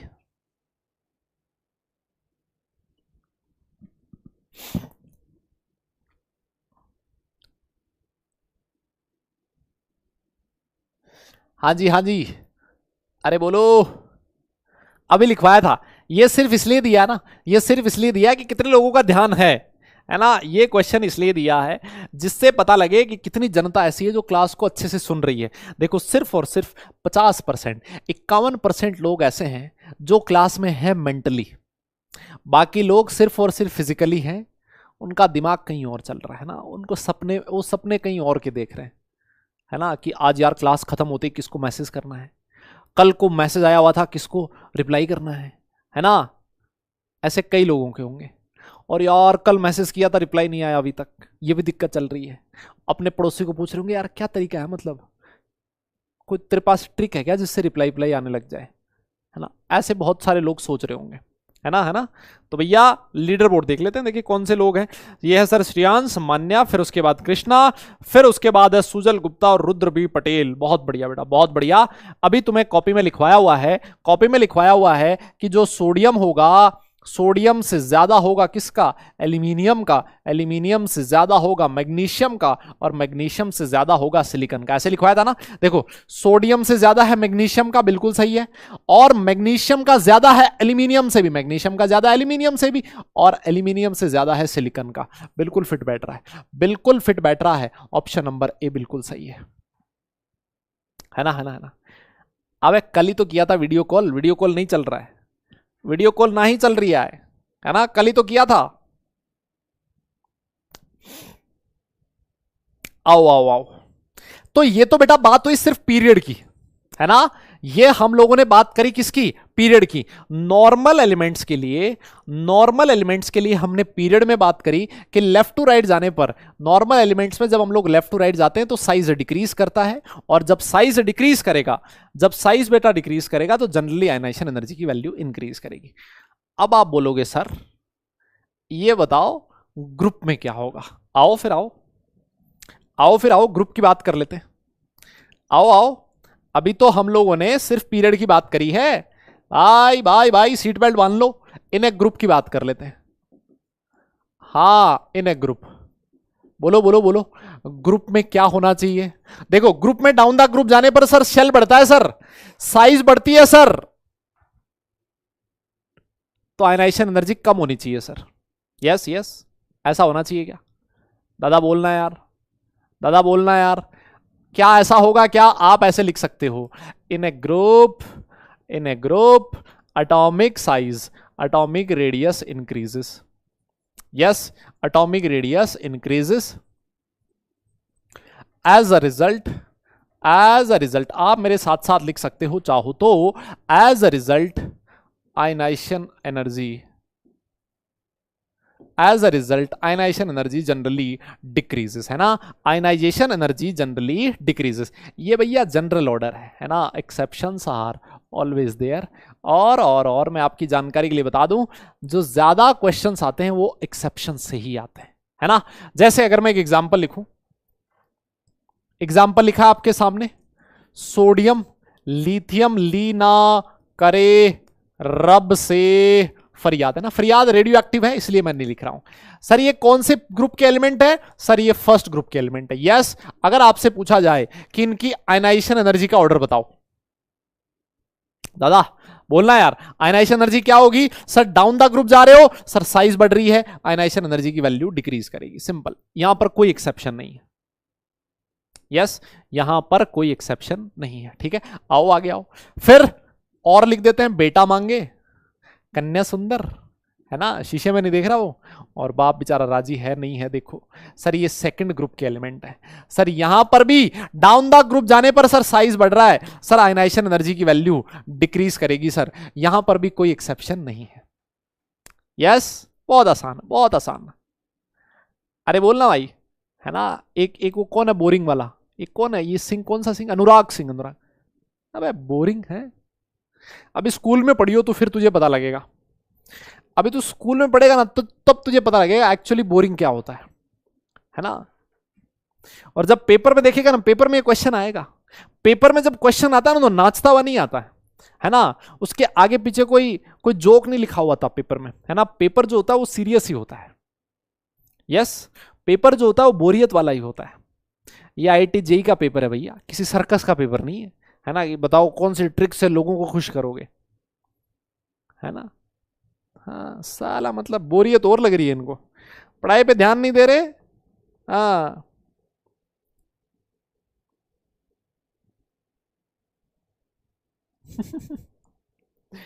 ठीक है ठीक है ठीक है। देखो मैं क्या कहता हूं ना, मैं क्या कहता हूं, कंपटीशन के अंदर देखो, जैसे मान लो कंपटीशन है, आप ये जो जितनी भी जनता है ना वो आपके कॉम्पिटिटर है कि नहीं। जिस दिन क्लास में बच्चे कम हो, खुश हो जाओ, मजा आ गया आज। क्यों खुश हो जाओ? क्योंकि कॉम्पिटिटर सो रहा है, अपना कॉम्पिटिटर सो रहा है, अपने को मजा आ गया, अपने से पीछा चला गया वैसे ही। यस यस, है ना। जब आपका कॉम्पिटिटर ये कहे समझ नहीं आ रहा, कुछ भी नहीं समझ में आ रहा, जब वो ये कहे बोरियत लग रही है, जब वो ये कहे नींद आ रही है, तो आप खुश हो जाओ, मजा आ गया। क्यों? क्योंकि वो आपका कॉम्पिटिटर है, उसको बोरियत फील हो रही है, उसको समझ नहीं आ रहा, इसका मतलब वो पढ़ाई नहीं कर रहा, है ना। जिस दिन ये क्वेश्चन आएगा उस दिन सो जाएगा, वो लेट जाएगा, है ना, है ना। हाँ तो जब भी ऐसा हो ना तो एकदम खुश हो जाएगा, बोले आज मजा आ गया, है ना। जब मान लो स्कूल में जाते हो, स्कूल में जाते हो ना, तब भी ऐसा ही होना चाहिए कि स्कूल में कम बच्चे हैं, बोले मजा आ गया, अपना कंप्यूटर सो रहा है, काम कर रहा है, शादी में है, कहीं कुछ कर रहा है, भैया मजा तो उसी, अपना अपना कंपटीशन तो उसी से है ना यार। क्यों भाई, सही नहीं है क्या यार? और अल्टीमेटली यही है, दुनिया से आगे निकलना है। तो जब दुनिया सो रही है तो आप काम करो, जब दुनिया को बोरियत फील हो रही है तो आप इंटरेस्ट से पढ़ाई करो। भाई भाई सच्चाई तो यही है ना यार। वो देखी नहीं क्या तुमने 3 इडियट्स? है, वो 3 इडियट्स मूवी देखी है ना। अगले दिन एग्जाम था, तो क्या करता हूं, मैगजीन डालता है ना नीचे से, है ना, मैगजीन डालता है वो ऐसी वाली। तो क्यों? क्योंकि उसको पता था साला मैं तो नहीं पढ़ रहा हूं, लेकिन कोई भी नहीं पढ़ना चाहिए। जब मैं नहीं पढ़ रहा हूं, कोई नहीं पढ़ रहा, तब ठीक है, लेकिन मैं नहीं पढ़ रहा हूं, दूसरा पढ़ रहा हूं, तब दिक्कत वाली बात है ना। तो या तो कोशिश करो कि कोई भी ना पढ़े, है ना, और या फिर जब अगला वाला पढ़ रहा हो तो खुद भी पढ़ो, है ना। हाँ आओ आओ आओ, आ जाओ। तो सर यहां पर जो आपने लिखा है ना, सर यहां पर कोई एक्सेप्शन नहीं है ना सर, ये तो सीधा साधा है, कोई एक्सेप्शन नहीं है। सर आप एक्सेप्शन बताओ सर कहां आया? तो देखिए एक्सेप्शन, एक्सेप्शन जो है वो कहां आते हैं। मैंने आपको बोला था यार, वो एक ग्रुप है ना, ग्रुप 13, वो बड़ा ही परेशान करता है भाई। ग्रुप 13 बड़ा ही परेशान करता था, याद है आप लोगों को? अरे याद है ना ग्रुप 13? ग्रुप 13 में कौन कौन था? सर ग्रुप 13 में था बोरोन, बैंगन था, आलू था, गाजर था, इन थैला था, यही था ना। और इनकी साइज में भी बड़ा लफड़ा था, याद है? इनकी साइज में भी बड़ा लफड़ा था। गैलियम की साइज छोटी हो जाती थी एल्यूमिनियम से। दो जगह पे एक्सेप्शन हुआ करते थे। रेडियस ऑफ एल्यूमिनियम जो थी सर वो बड़ी थी रेडियस ऑफ गैलियम से। एक तो ये वाला एक्सेप्शन था, है ना। और एक एक्सेप्शन जैसा ही था कि रेडियस ऑफ इंडियम जो थी, अरे याद है ना लास्ट क्लास में करवाया ये तो, रेडियस ऑफ इंडियम जो था ना सर, वो लगभग या तो लगभग इक्वल हो जाता था, है ना, या फिर उनमें बहुत ही कम डिफरेंस होता था। ये सर बहुत ही कम डिफरेंस होता था। ये यहां पर दो जगह लफड़ा होता है sir. Yes yes yes sir, ये दो जगह लफड़ा है ना, है ना। और यही लफड़ा आपको आयनाइजेशन एनर्जी में भी मिलेगा। ये आपकी एनसीईआरटी का क्वेश्चन है, एनसीईआरटी एक्सरसाइज में दिया हुआ है। ग्रुप 13 में, ग्रुप 13 में अगर मैं ऑर्डर ऑफ आयनाइजेशन एनर्जी की बात करूं, गिर गया भैया। हां, अगर मैं ग्रुप 13 में ऑर्डर ऑफ आयनाइजेशन एनर्जी की बात करूं तो आपको जानकर बड़ी खुशी होगी कि बोरोन की आयनाइजेशन एनर्जी सबसे ज्यादा होती है, ठीक है। और बोरोन के बाद सीधा छलांग मारता है कौन? थैलियम। देख रहे हो साला कितनी लंबी छलांग मारी है भाई। थैलियम सबसे नीचे था, यहां आ गया थैलियम। थैलियम के बाद आता है आपका कौन? गैलियम। फिर आता है एल्यूमिनियम, और फिर आता है इंडियम। देख रहे हो, देख रहे हो आप लोग। और बेटा ये जेई एडवांस का क्वेश्चन है, direct as it is question. ये जेई एडवांस 2015 में पूछा गया था, जो कि आपकी एनसीईआरटी एक्सरसाइज का क्वेश्चन है। ये वाला ऑर्डर जेई एडवांस में पूछा गया था, है ना। तो अब इस ऑर्डर को एक्सप्लेन करने की कोई दिक्कत है क्या तुम्हें?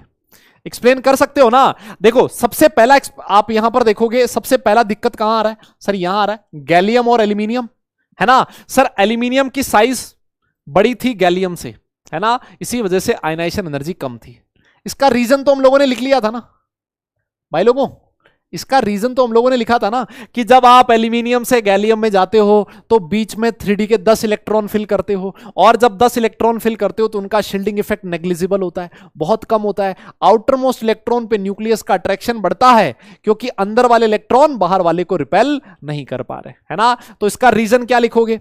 यहां पर जो लफड़ा आया है, यहां पर जो पंगा हुआ है बेटा, इसका रीजन क्या लिखोगे? इसका रीजन लिखते थे poor shielding of 3d electrons. अबे कुछ याद भी है? कल वाली क्लास में पढ़ाया था, इसीलिए मैं हमेशा कहता हूं हर क्लास का पढ़ के आया करो, हर क्लास का पढ़ के आया करो, है ना, तभी कहानी बनेगी। और यहां पर ये जो थैलियम है, ये थैलियम भाई साहब इतने आगे क्यों चले गए? थैलियम भाई साहब इतने आगे इसलिए चले गए क्योंकि जब आप यहां से यहां आते हो इंडियम से थैलियम में, तो इलेक्ट्रॉन किस में फिल होते हैं? बीच में 14 इलेक्ट्रॉन फिल होते हैं 4f में। और ये जो 4f के 14 इलेक्ट्रॉन हैं, इनकी टेंडेंसी आउटर इलेक्ट्रॉन को रिपेल करने की नहीं होती सर। इस वजह से आउटर इलेक्ट्रॉन पे न्यूक्लियस का अट्रैक्शन जितना आप सोच रहे थे उससे ज्यादा होता है, और ज्यादा इतना ज्यादा होता है कि वो यहां ऑर्डर में यहां पहुंच जाता है ना। तो इसका रीजन आप लिखोगे, इसका रीजन आप लिखोगे poor shielding of 4f electron, है ना, लेंथेनॉइड कॉन्ट्रैक्शन आप इसको नाम देते थे। याद आया क्या? याद आया? बोलो बोलो बोलो बोलो बोलो। तो ये वाला एक्सेप्शन है बेटा, ये वाला एक्सेप्शन बहुत ही इंपॉर्टेंट है, बहुत ही इंपॉर्टेंट है। इस पे क्वेश्चन पूछे जाते हैं, है ना, इस पे क्वेश्चन पूछे जाते हैं। ठीक है ठीक है ठीक है, तो इसको नोट कर लो, फटाफट नोट कर लो, फिर एक और एक्सेप्शन बता देते हैं, फिर आगे चलते हैं, है ना। इसको नोट कर लो, फिर हम लोग एक और एक्सेप्शन लिखते हैं, फिर आगे चलेंगे।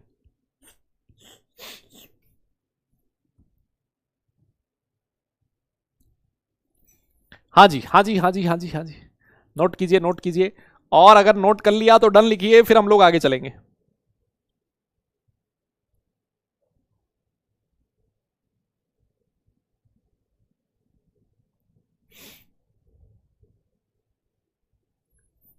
हाँ जी हाँ जी, हो गया हो गया हो गया हो गया।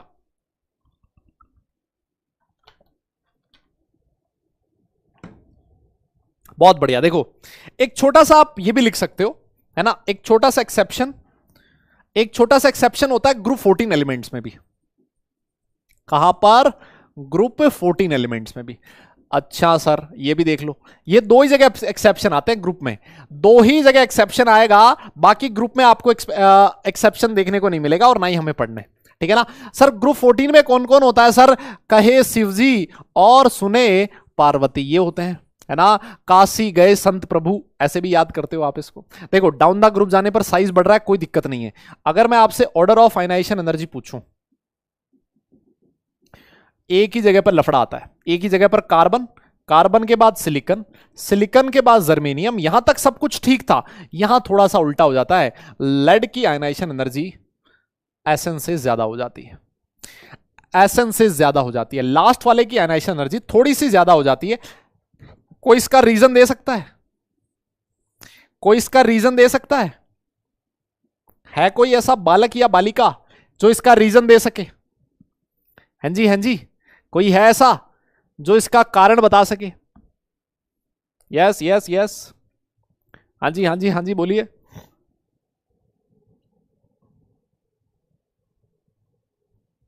यस, बहुत बढ़िया भाई, बहुत ही बढ़िया, एकदम दिल खुश कर दिया तुमने, दिल खुश कर दिया कि सर यहां से यहां आते हो तो सर इलेक्ट्रॉन फिल होते हैं किसमें? 4f में, और 4f की शील्डिंग पुअर होती है। रीजन लिख दो, poor shielding of 4f electrons. बस इतना तुमने याद रख लिया, इतना तुमने याद कर लिया ना भाई, मजा आ गया, मतलब एकदम जोरदार, एकदम जबरदस्त, एकदम जबरदस्त, है ना है ना है ना है ना। इतना ही रीजन लिखना है, इतना ही रीजन लिखना है। ग्रुप 14 एलिमेंट्स में आपको ये चीज ध्यान में रखनी है, ठीक है ना। ये काफी इंपॉर्टेंट है बेटा, काफी जगह पूछा जाता है ना, काफी जगह ये पूछा जाता है। ऑल राइट, तो इसको नोट कर लो, डन लिख दो, फिर आगे चलते हैं।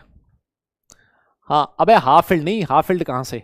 इन सब का इलेक्ट्रॉनिक कॉन्फ़िगरेशन तो सेम ही होता है ना, ये तो एक ही ग्रुप के मेंबर हैं। कोई कह रहा है हाफ फील्ड, है ना, हाफ फील्ड नहीं भाई, लेंथेनॉइड कॉन्ट्रैक्शन। पहचानना आ गया ना तुम्हें, पहचानना आ गया कि सबसे नीचे वाले में लफड़ा आ रहा है ना, सबसे नीचे वाले में, इसका मतलब 4f की वजह से हुआ होगा, है ना। ऊपर यहां पर अगर बीच में लफड़ा आ रहा है ना, इसका मतलब डी की वजह से हुआ होगा। यस, बहुत बढ़िया बेटा, बहुत ही बढ़िया, जबरदस्त, है ना, है ना, है ना। क्या बात है, क्या बात है। आइए आइए फिर आगे चलते हैं और एक और क्वेश्चन करते हैं। क्वेश्चन आप लोगों की स्क्रीन पर है, ये रहा। आओ अब थोड़ी सी रिलैक्स रिलैक्स वाला माहौल आ जाता है। कॉन्सेप्ट हो गए, अब थोड़ा रिलैक्स रिलैक्स वाला माहौल। आओ, क्वेश्चन तुम्हारे सामने है। The element which has highest second ionisation energy. ऐसा कौन सा एलिमेंट है जिसकी आयनाइजेशन एनर्जी सबसे ज्यादा होती है? ठीक है ना, किसकी आयनाइजेशन एनर्जी सबसे ज्यादा। देखो मैं एक चीज बता दूं बेटा, जरूरी नहीं है कि अगर कोई एक्सेप्शन साइज में आया है तो आयनाइजेशन एनर्जी में आएगा। ऐसा भी जरूरी नहीं है कि अगर कोई एक्सेप्शन आयनाइजेशन एनर्जी में आया तो साइज में भी आएगा। ऐसा कोई रिलेशन नहीं होता, है ना। जनरली ऐसा होता है कि साइज में एक्सेप्शन आता है तो आयनाइजेशन एनर्जी में आता है, लेकिन वाइस वर्सा रिक्वायर्ड नहीं है ना। चलिए फिर पोल आपकी स्क्रीन पर देते हैं बेटा। पोल आ गया आप लोगों की स्क्रीन पर, अच्छे से देखो, है ना, अच्छे से देखो। और इसमें कई लोग निपटेंगे, इस क्वेश्चन में कई लोग निपटने वाले हैं, ऐसी मेरी गारंटी है। कई लोग निपटेंगे, मैं बता रहा हूं तुम्हें।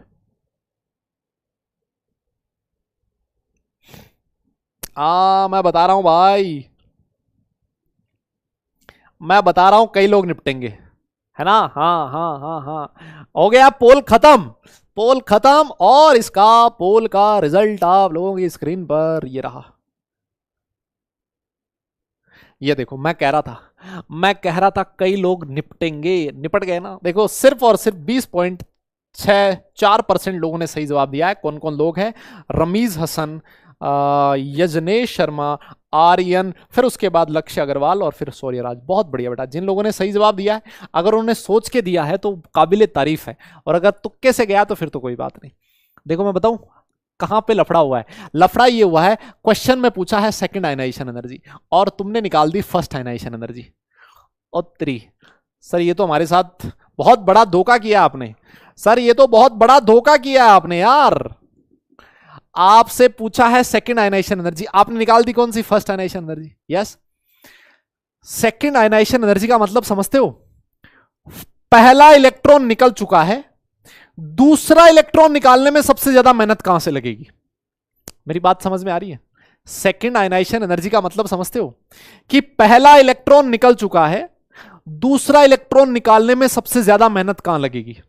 तो आइए इलेक्ट्रॉनिक कॉन्फ़िगरेशन लिखते हैं और फिर मैं आपको समझाने की कोशिश करता हूं। देखो फर्स्ट वाला दे रखा है सोडियम, है ना। सोडियम का इलेक्ट्रॉनिक कॉन्फ़िगरेशन होता है बेटा 1s2 2p6, यही होता है ना। कितने हो गए? ये होता है 3s1, है ना। ये इलेक्ट्रॉनिक कॉन्फ़िगरेशन होता है। इसमें से क्या करना है? पहला इलेक्ट्रॉन निकल चुका है, एक इलेक्ट्रॉन निकालो पहले, एक इलेक्ट्रॉन पहले निकालो। सर निकल चुका है एक इलेक्ट्रॉन, ये लो, ये बच गया कॉन्फ़िगरेशन। अब जब यहां पर I1 है, इसकी बात हो रही है I1 की, लेकिन हमसे I1 नहीं पूछा है सर, हमसे पूछा है सेकेंड आयनाइजेशन एनर्जी। मतलब अब इसकी बात करो आप। सेकेंड आयनाइजेशन एनर्जी का मतलब यह है सर पहला इलेक्ट्रॉन रिमूव करवाओ और सेकेंड इलेक्ट्रॉन निकालने में कहां पे सबसे ज्यादा मुश्किल आएगी। तो जब आप सेकेंड इलेक्ट्रॉन निकालने जाओगे, देख रहे हो आप फुली फिल्ड कॉन्फ़िगरेशन, देख रहे हो आप लोग, सर फुली फिल्ड कॉन्फ़िगरेशन मिल रहा है। सर बहुत ही स्टेबल है sir, yes yes yes yes sir, बहुत ही भयंकर स्टेबल है।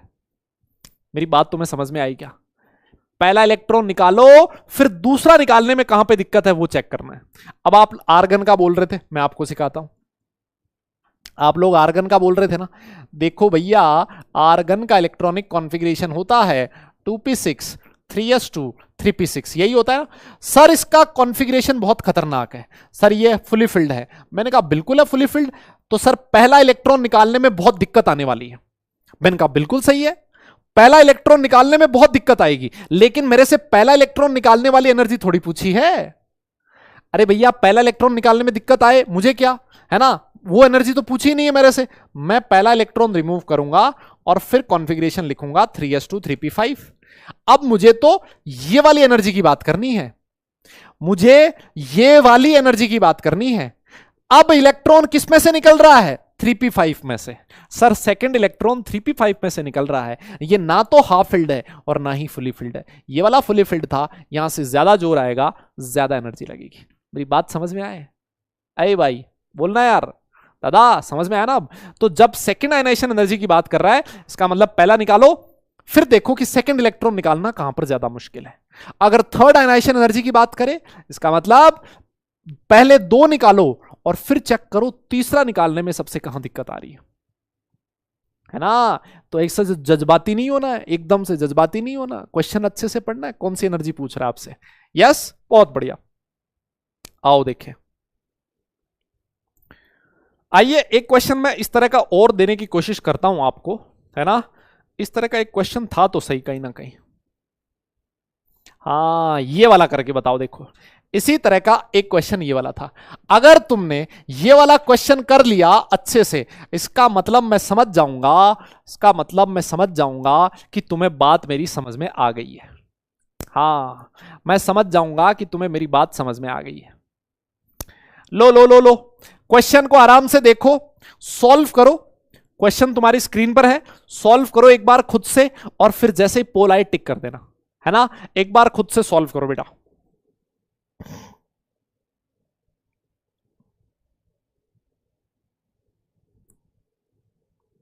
हाँ हाँ बेटा, खुद से सॉल्व करो, खुद से सॉल्व करो, और जैसे ही पोल आए, है ना, हो गया होगा सॉल्व। थर्ड आयनाइजेशन एनर्जी की बात करनी है। चलिए फिर आप लोगों की स्क्रीन पर देते हैं पोल। पोल तुम्हारे सामने आ रहा है। यस यस यस बेटा, पोल आप लोगों की स्क्रीन पर आ रहा है। कॉन्सेप्ट वाला खेल है, दिमाग में जिसके बैठ गया ना, बैठ गया वो फिर, है ना? जो हर क्लास में पढ़ के आता है, इतना आसान है ना, इतना आसान है, मैं गारंटी दे रहा हूँ। क्वेश्चन आएंगे ना जब जेई के, तुम ऐसे निपटा के आओगे भाई, ऐसे निपटा के आओगे, है ना? ऐसे चुटकियों में खत्म। हम लोग बहुत अच्छे लेवल के क्वेश्चंस कर रहे हैं ना, हम लोग बहुत अच्छा कॉन्सेप्ट पढ़ रहे हैं। जेई में बहुत आसान क्वेश्चन आता है। हाँ, पोल ओलिया खत्म। चलो देखते हैं कितने लोग हैं जिन्होंने सही जवाब दिया है। अरे क्या बात, अब की बार देखो समझ में आ गई तुम्हें बात, मतलब अब की बार आंकड़ा 58 पे पहुंच गया, समझ में आ गई मतलब तुम्हें बात। लीडर बोर्ड चेक कर लें, देवांश, और फिर अब पोषण हल्दर, फिर उसके बाद श्रेष्ठ, फिर अभिनव, और फिर है दिव्य स्वरूप मिश्रा। मिश्रा जी हैं, बहुत बढ़िया बेटा, है ना? अब तुम्हें समझ में आ गई मतलब, है ना? समझ में आ गई बेटा। देखो हो क्या रहा है, अगर मैं मैग्नीशियम की बात करूं, सर मैग्नीशियम का कॉन्फ़िगरेशन होता है 1s2 2s2 2p6 3s2। बोलिए यही होता है सर। हमें थर्ड आयनाइजेशन एनर्जी की बात की गई है, मतलब सर पहले दो इलेक्ट्रॉन निकाल दो, पहले दो इलेक्ट्रॉन निकाल दो। ये वाले दोनों इलेक्ट्रॉन निकल गए, जैसे ही दोनों इलेक्ट्रॉन निकले, पीछे क्या बचा? 2p6 कॉन्फ़िगरेशन बचा। अब मुझे तीसरा इलेक्ट्रॉन निकालना है, तीसरा इलेक्ट्रॉन निकालना है। सर तीसरा इलेक्ट्रॉन कहां से निकलेगा? तीसरा इलेक्ट्रॉन कहां से निकलेगा? 2p6 से, जो कि फुली फिल्ड कॉन्फ़िगरेशन है। सर ये बहुत भयंकर कॉन्फ़िगरेशन होता है सर, ये फुली फिल्ड है सर, बहुत ही ज्यादा स्टेबल है sir. Yes yes yes, more stable है सर, मोर स्टेबल है। इसी वजह से सर यहां से इलेक्ट्रॉन निकालना काफी मुश्किल है। बताइए, बोलिए बोलिए बोलिए, मेरी बात तुम्हें समझ में आ गई? यस यस यस, अरे बोलो ना। अब देखो, जैसे अगर मैं सोडियम की बात करूं, है ना, एक और एग्जांपल ले लेता हूं ना, इसी में सी वाले की बात कर लेते हैं। सोडियम, आपने सोडियम का कॉन्फ़िगरेशन लिखा, ये वाला, ये होता है ना सोडियम। अगर आप सोडियम में से पहला इलेक्ट्रॉन माइनस करोगे तो 1s2 2s2 2p6 बचेगा। अगर इसमें से दूसरा इलेक्ट्रॉन माइनस करोगे तो 1s2 2s2 2p5 बचेगा। हमें यहां से इलेक्ट्रॉन निकालना है। थर्ड आयनाइजेशन एनर्जी मतलब यहां से इलेक्ट्रॉन निकालना है ना? तो यहां से इलेक्ट्रॉन 2p5 है ना तो हाफ फिल्ड है ना फुली फिल्ड है, खत्म। 2p6 2p5 में कंपेयर कर लो। 2p6 ये वाला ज्यादा स्टेबल है, ज्यादा इलेक्ट्रॉन निकालना मुश्किल होगा। बोलो भैया, ये कॉन्सेप्ट समझ में आएगा? एक बार डन लिखना पड़ेगा, एक बार डन लिखना पड़ेगा। क्या ये कॉन्सेप्ट समझ में आएगा? एक बार डन लिखना पड़ेगा। हाँ जी हाँ जी हाँ जी, बताओ बताओ बताओ।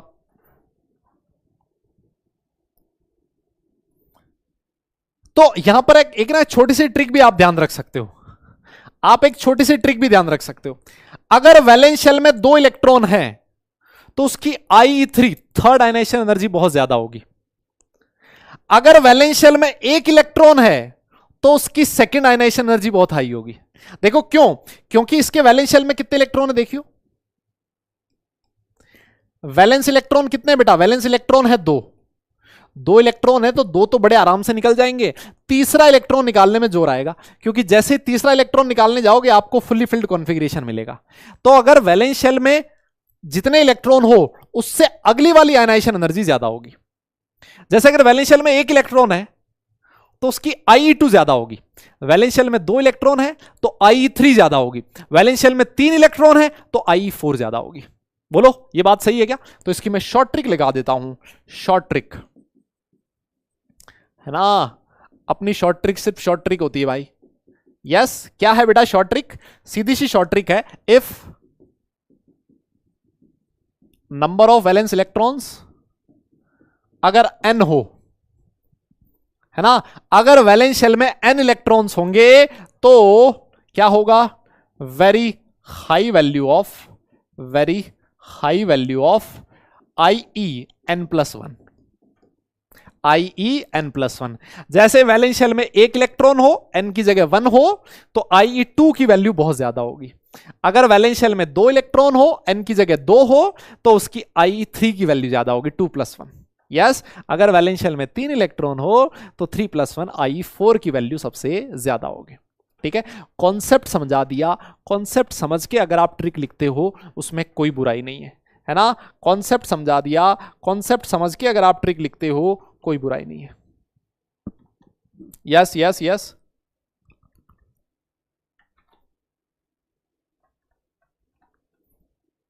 क्लियर क्लियर, बहुत बढ़िया।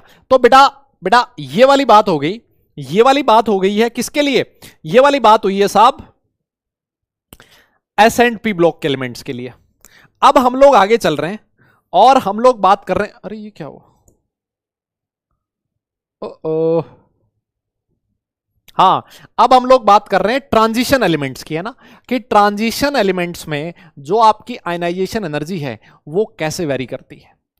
ट्रांजिशन एलिमेंट्स में जो आयनाइजेशन एनर्जी है वो कैसे वेरी करती है ना। तो इसमें हम लोग बहुत ज्यादा नहीं पढ़ेंगे, है ना, ट्रांजिशन एलिमेंट में हम लोग बहुत ज्यादा चीज नहीं पढ़ेंगे, ठीक है, क्योंकि ये 12th क्लास का टॉपिक है। वैसे 12th क्लास का टॉपिक है, वैसे 12th क्लास में आपका एक चैप्टर आएगा पूरा का पूरा D&F ब्लॉक एलिमेंट्स, है ना, तो वहां पर पढ़ा जाएगा। अभी यहां पर जितना काम की चीज है ना, जितनी काम की चीज है उतनी चीज मैं आपको सिखा रहा हूं। यस यस जितना काम का चीज है ना उतना चीज मैं आपको बता रहा हूं। ठीक है ठीक है ठीक है। हाँ तो आइए देखिए क्या क्या काम के, देखो हम लोग बात कर लेते हैं ग्रुप की, है ना, इन ए ग्रुप। हम लोग किसकी बात करते हैं बेटा? ग्रुप की बात करते हैं। देखो ग्रुप में मैंने आपको सिखाया था, ग्रुप में मैंने आपको सिखाया था कि अगर मैं थर्ड ग्रुप की बात करूं, देखो थर्ड ग्रुप में कौन कौन से एलिमेंट आते थे याद करो सर। थर्ड एलिमेंट में आता था स्कैंडियम, फिर कौन आता था? इट्रियम, फिर कौन आता था? लेंथेनम, फिर आता था एक्टिनियम। यस यही आते थे ना, अरे बोलो। और इनमें साइज का ऑर्डर क्या होता था कि सर डाउन द ग्रुप जाने पर साइज बढ़ता था, और अगर साइज बढ़ेगा तो आयनाइजेशन एनर्जी डिक्रीज करेगी, खत्म। अगर साइज बढ़ेगा तो आयनाइजेशन एनर्जी डिक्रीज करेगी, खत्म। कोई लफड़ाई नहीं है, कोई लफड़ाई नहीं है, ये ऑर्डर होगा, नो एक्सेप्शन, है ना, है ना, है ना। थर्ड ग्रुप में बेटा कोई एक्सेप्शन नहीं होता, थर्ड ग्रुप में कोई एक्सेप्शन नहीं होता। साइज बढ़ी तो आयनाइजेशन एनर्जी कम, खत्म हो गई कहानी, ठीक है। लेकिन लेकिन लेकिन लेकिन दिक्कत कहां आती थी सर? दिक्कत आती थी फ्रॉम ग्रुप 4 से लेके ग्रुप 12 तक। याद है यहां पर क्या होता था? याद है यहां पर क्या होता था? अगर मैं तुमसे पूछूं 3D 4D और 5D, अगर तुमसे साइज का ऑर्डर पूछे तो ये वाला ऑर्डर याद है क्या तुम्हें? अरे साइज का ऑर्डर याद है क्या तुम्हें? साइज में हम लोग कहते थे कि सर 3D की कम होगी 4D से, 4D की साइज ज्यादा होगी, और सर 4D और 5D की साइज लगभग बराबर होती थी। याद है तुम्हें? याद है? इसका रीजन क्या होता था? ये दोनों साइज बराबर होने का रीजन क्या होता था? कौन बताएगा? मुन्ना कौन बताएगा? दादा जल्दी बताओ। हाँ जी हाँ जी हाँ जी हाँ जी, हाँ हाँ हाँ हाँ। इसका रीजन क्या होता था? रीजन क्या होता था यार? तुम लोग पढ़ के आए हो यार, मुझे बहुत खुशी हो रही है, मतलब तुम लोग रिवाइज करके आए हो ना, और मैं मतलब बहुत खुश हूं इस चीज में। जनरली ऐसा बहुत कम होता है कि बच्चा रिवाइज करके आया हो इतना अच्छे से। बहुत बढ़िया यार, जोरदार एकदम, है ना। लेंथेनॉइड कॉन्ट्रैक्शन, यस बहुत बढ़िया बेटा, बहुत ही बढ़िया। Poor shielding of 4D electron, 4F electrons, very good very good, बहुत ही बढ़िया बेटा, एकदम तुमने दिल खुश कर दिया आज। देखो टीचर के लिए ना सबसे इंपॉर्टेंट चीज होती है उसकी क्लास, है ना। अगर क्लास बढ़िया चली जाए ना तो टीचर का पूरा दिन बन जाता है ना। और अगर साला क्लास में लफड़ा हो जाए ना तो टीचर एकदम से परेशान सा हो जाता है। मतलब मैं तो खास तौर पे, मेरी अगर क्लास बढ़िया चली गई ना तो एकदम मजा आ जाता है मुझे। मैं जब क्लास से निकलता हूँ ना तो अलग ही मेरे चेहरे पे वो ऐसे दिखेगा कि हाँ यार क्लास बढ़िया लेके आया। और क्लास में लफड़ा हो, लोग स्पैमिंग करते हो, है ना, ज्यादा लफड़ा हो ना तो टीचर का दिमाग खराब हो जाता है। ये हो सकता है तुम्हें ऐसी फील ना होती हो, लेकिन हमारे लिए यार सबसे इंपॉर्टेंट यही चीज है ना। तो जानबूझ के कभी किसी भी टीचर की क्लास को खराब करने की कोशिश नहीं करनी चाहिए, क्योंकि तुम्हें ऐसा लग रहा होगा कि वो सिर्फ क्लास खराब हो रही, नहीं, हो सकता है उसका पूरा दिन खराब हो गया हो सिर्फ उस एक क्लास की वजह से, है ना, है ना, है ना। तो कई बार होता है ना, बच्चे जानबूझ के किसी क्लास में मतलब जानबूझ के स्पैम करते हैं, ऐसा करते हैं, वैसा करते हैं, है ना। तो ये बहुत खराब चीज है, ऐसा नहीं होना चाहिए, है ना। तो क्लास क्लास जो है ना बेटा हमारे लिए सबसे इंपॉर्टेंट चीज है ना। पूरा एकदम हम लोग फोकस से क्लास लेते हैं, मेहनत से क्लास लेते हैं, इतना गला फाड़ फाड़ के हम लोग चिल्ला के एनर्जी के साथ पढ़ाते हैं। इनऑर्गेनिक केमिस्ट्री है, जनता सो जाती है नहीं तो, है ना। सलीम सर ने भी ऐसा बोला था क्या? सलीम सर ने भी बोला था? अच्छा, नहीं मतलब कोई भी हो ना यार, ये तो मैंने जनरलाइज किया ना, किसी भी टीचर की बात कर लो आप, किसी भी टीचर की बात कर लो, है ना। जब हम लोग घर पे जाते हैं तो घर वालों को हमारी शक्ल देख के समझ में आ जाता है कि क्लास कैसी रही होगी। और जैसे मान लो कल संडे का दिन है और आज मेरी क्लास अच्छी हुई है ना, तो कल एकदम दिन खुश खुश ऐसा रहेगा कि यार जो मैंने पढ़ाया बच्चों को वो पढ़ के आया और क्वेश्चन किए उसने, एकदम मजा आ जाता है। और पढ़ाओ, बच्चा क्वेश्चन करके नहीं आता फालतू, फिर होता क्या है ना, देखो स्पैमिंग वही करता है जो पढ़ता नहीं। जो बच्चा ईमानदारी से पढ़ाई करता है ना, जो बच्चा ईमानदारी से पढ़ाई करता है वो कभी स्पैम करता ही नहीं है। उसको पढ़ना, पढ़ने से मतलब है, उसका एग्जाम है, उसको लग रहा है यार हर दिन मेरा जेईई के एग्जाम में कम होता जा रहा है ना। तो जब आप पढ़ के आते हो तब ये सारी चीजें नहीं करते हो। तो सबसे इंपॉर्टेंट चीज है रिवीजन, जिसकी मैं हमेशा कहता हूं पिछली क्लास का पढ़ के आओ, नेक्स्ट क्लास में तुम्हें अपना आप मजा आएगा। अच्छा, उन्होंने फोन तोड़ दिया था? नहीं भैया, हम तो ये वो सस्ते फोन वाले लोग हैं, मतलब सस्ता सा फोन रखता हूं मैं, और ये भी मेरे लिए बहुत भारी है। मैं फोन वो नहीं तोड़ूंगा, हाँ पहले बता दे रहा हूं, मैं ना तोड़ने वाला भाई। मैं नहीं तोड़ रहा हूं, पहले बता दिया मैंने। हाँ देखो, 3D 4D और 5D सीरीज में साइज का ये ऑर्डर था। मैं आपको बता देता हूं आयनाइजेशन एनर्जी का ऑर्डर। देखो 3D की आयनाइजेशन एनर्जी 4D से ज्यादा होगी, सिंपल सी बात है ना। ये बिल्कुल फैक्ट है, ये बिल्कुल सही है, क्योंकि साइज 3D की छोटी है तो आयनाइजेशन एनर्जी ज्यादा होगी। और अगर आप 4D और 5D की बात करो ना, तो 5D की आयनाइजेशन एनर्जी 4D से ज्यादा होगी।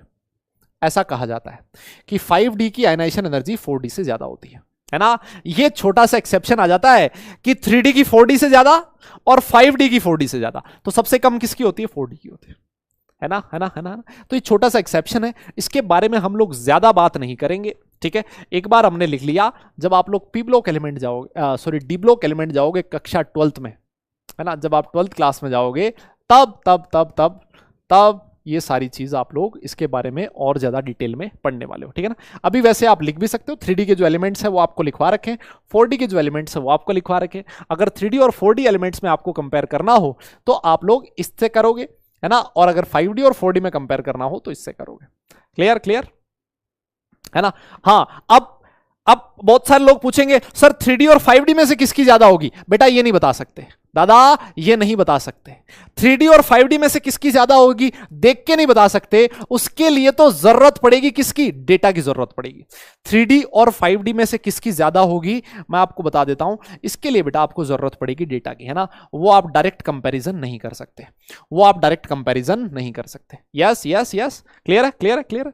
हाँ, तो ये बात होगी ग्रुप की, और ये बात होगी ग्रुप की। और पीरियड, भैया पीरियड जो है ना वो उसमें बहुत ज्यादा लफड़ा है ना। ट्रांजिशन एलिमेंट का जो पीरियड है उसमें बहुत ज्यादा लफड़ा है, बहुत ज्यादा लफड़ा है। जो जनरल ट्रेंड होना चाहिए वो क्या होना चाहिए भाई? जनरल ट्रेंड तो ये होता है कि लेफ्ट टू राइट जाने पर साइज छोटी होती है तो आयनाइजेशन एनर्जी डिक्रीज करनी चाहिए।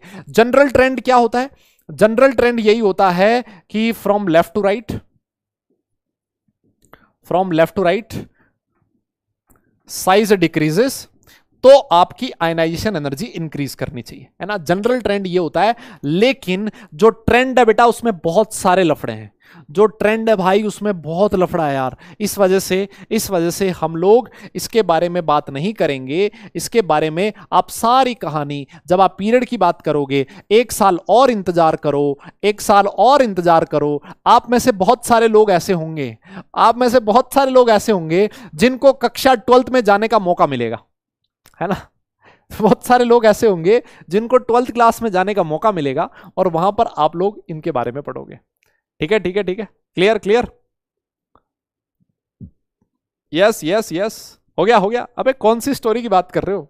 हाँ ये नोट कर लिया। अब देखो, अब आइए फिर कुछ क्वेश्चंस करते हैं। आपको कुछ होमवर्क के लिए भी तो देना है आज। अरे भैया होमवर्क तो दिया ही नहीं। आओ आओ, कल तो संडे है और तुम्हें आज डीपीपी भी नहीं मिलेगी, है ना।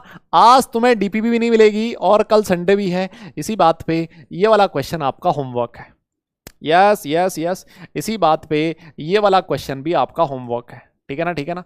डीपीपी नहीं मिल रही है ना, आप लोगों को डीपीपी नहीं मिल रही, इसी वजह से आपको आज खूब सारा होमवर्क दिया जा रहा है। यही आपके लिए काफी है। यस, ये वाला होमवर्क ये भी कर लो। ये आईआईटी जेई का क्वेश्चन है 2020 का। देखो एक और जेई का क्वेश्चन है 2020 का। ऐसे बड़े बड़े क्वेश्चन करने लायक हो गए हो तुम आज लोग। देखो आप कितना बड़ा क्वेश्चन है। क्वेश्चन से घबराना मत कि बड़ा क्वेश्चन है, साइज बड़ी है तो छोड़ दो उसको, घबराओ मत। क्वेश्चन से भिड़ जाओ, सारे क्वेश्चन कर दोगे। हाँ एक और क्वेश्चन देखो, ये भी आपका होमवर्क है ना। ये भी आपका होमवर्क है बेटा, होमवर्क है। और देखो इसके बाद ये भी आपका होमवर्क है ना। मुझे लग रहा है डीपीपी जितने क्वेश्चन तो मैं तुम्हें होमवर्क ही दे दूंगा, है ना। डीपीपी जितने क्वेश्चन तो तुम्हें होमवर्क ही मिल जाएंगे। यस, हाँ कल की छुट्टी है ना तुम्हारी भाई, कल की छुट्टी है तुम्हारी। हाँ बस 2 क्वेश्चन और बचे हैं, बस 2 क्वेश्चन। अरे भैया 2 क्वेश्चन। ये देखो 2021 का क्वेश्चन है। ऐसे निपटाना ना, ऐसे क्वेश्चंस को ऐसे निपटाना, मतलब 30 सेकंड से कम टाइम में कर दोगे। एक बार नोट्स बढ़िया ढंग से पढ़ना, एक बार नोट बढ़िया ढंग से पढ़ना और फिर उसके बाद बस खत्म। आ जाइए। होमवर्क क्या है? होमवर्क क्या है आज का? जो क्लास में दिया है। क्या है होमवर्क? जो क्लास में दिया है, ठीक है। और होमवर्क क्या है सर? और होमवर्क है रिवीजन। जितना इस चैप्टर में पढ़ा दिया रिवीजन करके आओगे विद प्रॉमिस, है ना। ये आपको प्रॉमिस करना पड़ेगा। यस यस यस, करके आओगे। हाँ जी हाँ जी, यस पक्का। Okay okay okay okay. तो अब आप लोगों से विदा लेने का टाइम आ चुका है आज, क्योंकि कल संडे है। तो देखो मैंने तुम्हें 4 मिनट जल्दी छोड़ दिया, है ना। संडे है तो मैंने आपको 4 मिनट जल्दी छोड़ दिया, मतलब थैंक यू तो बनता है? बनता है ना, थैंक यू बनता है भाई।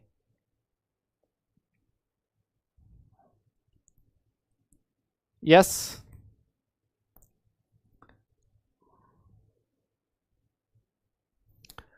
हाँ हाँ हाँ हाँ हाँ।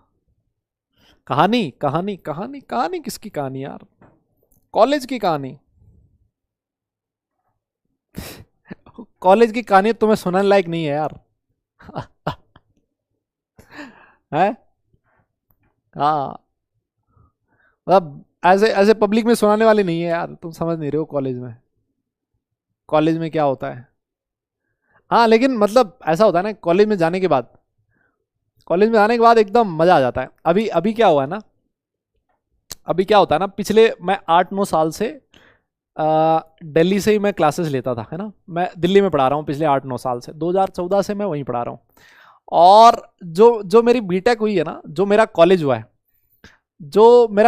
है, वो हुआ है एनआईटी जयपुर से, है ना, एनआईटी जयपुर से। तो अभी मैंने रिसेंटली शिफ्ट किया है, इसी महीने में मैंने शिफ्ट किया है दिल्ली टू जयपुर। अभी मैं जयपुर से क्लासेस ले रहा हूँ, है ना, जयपुर स्टूडियो से मैं क्लास लेता हूँ अभी।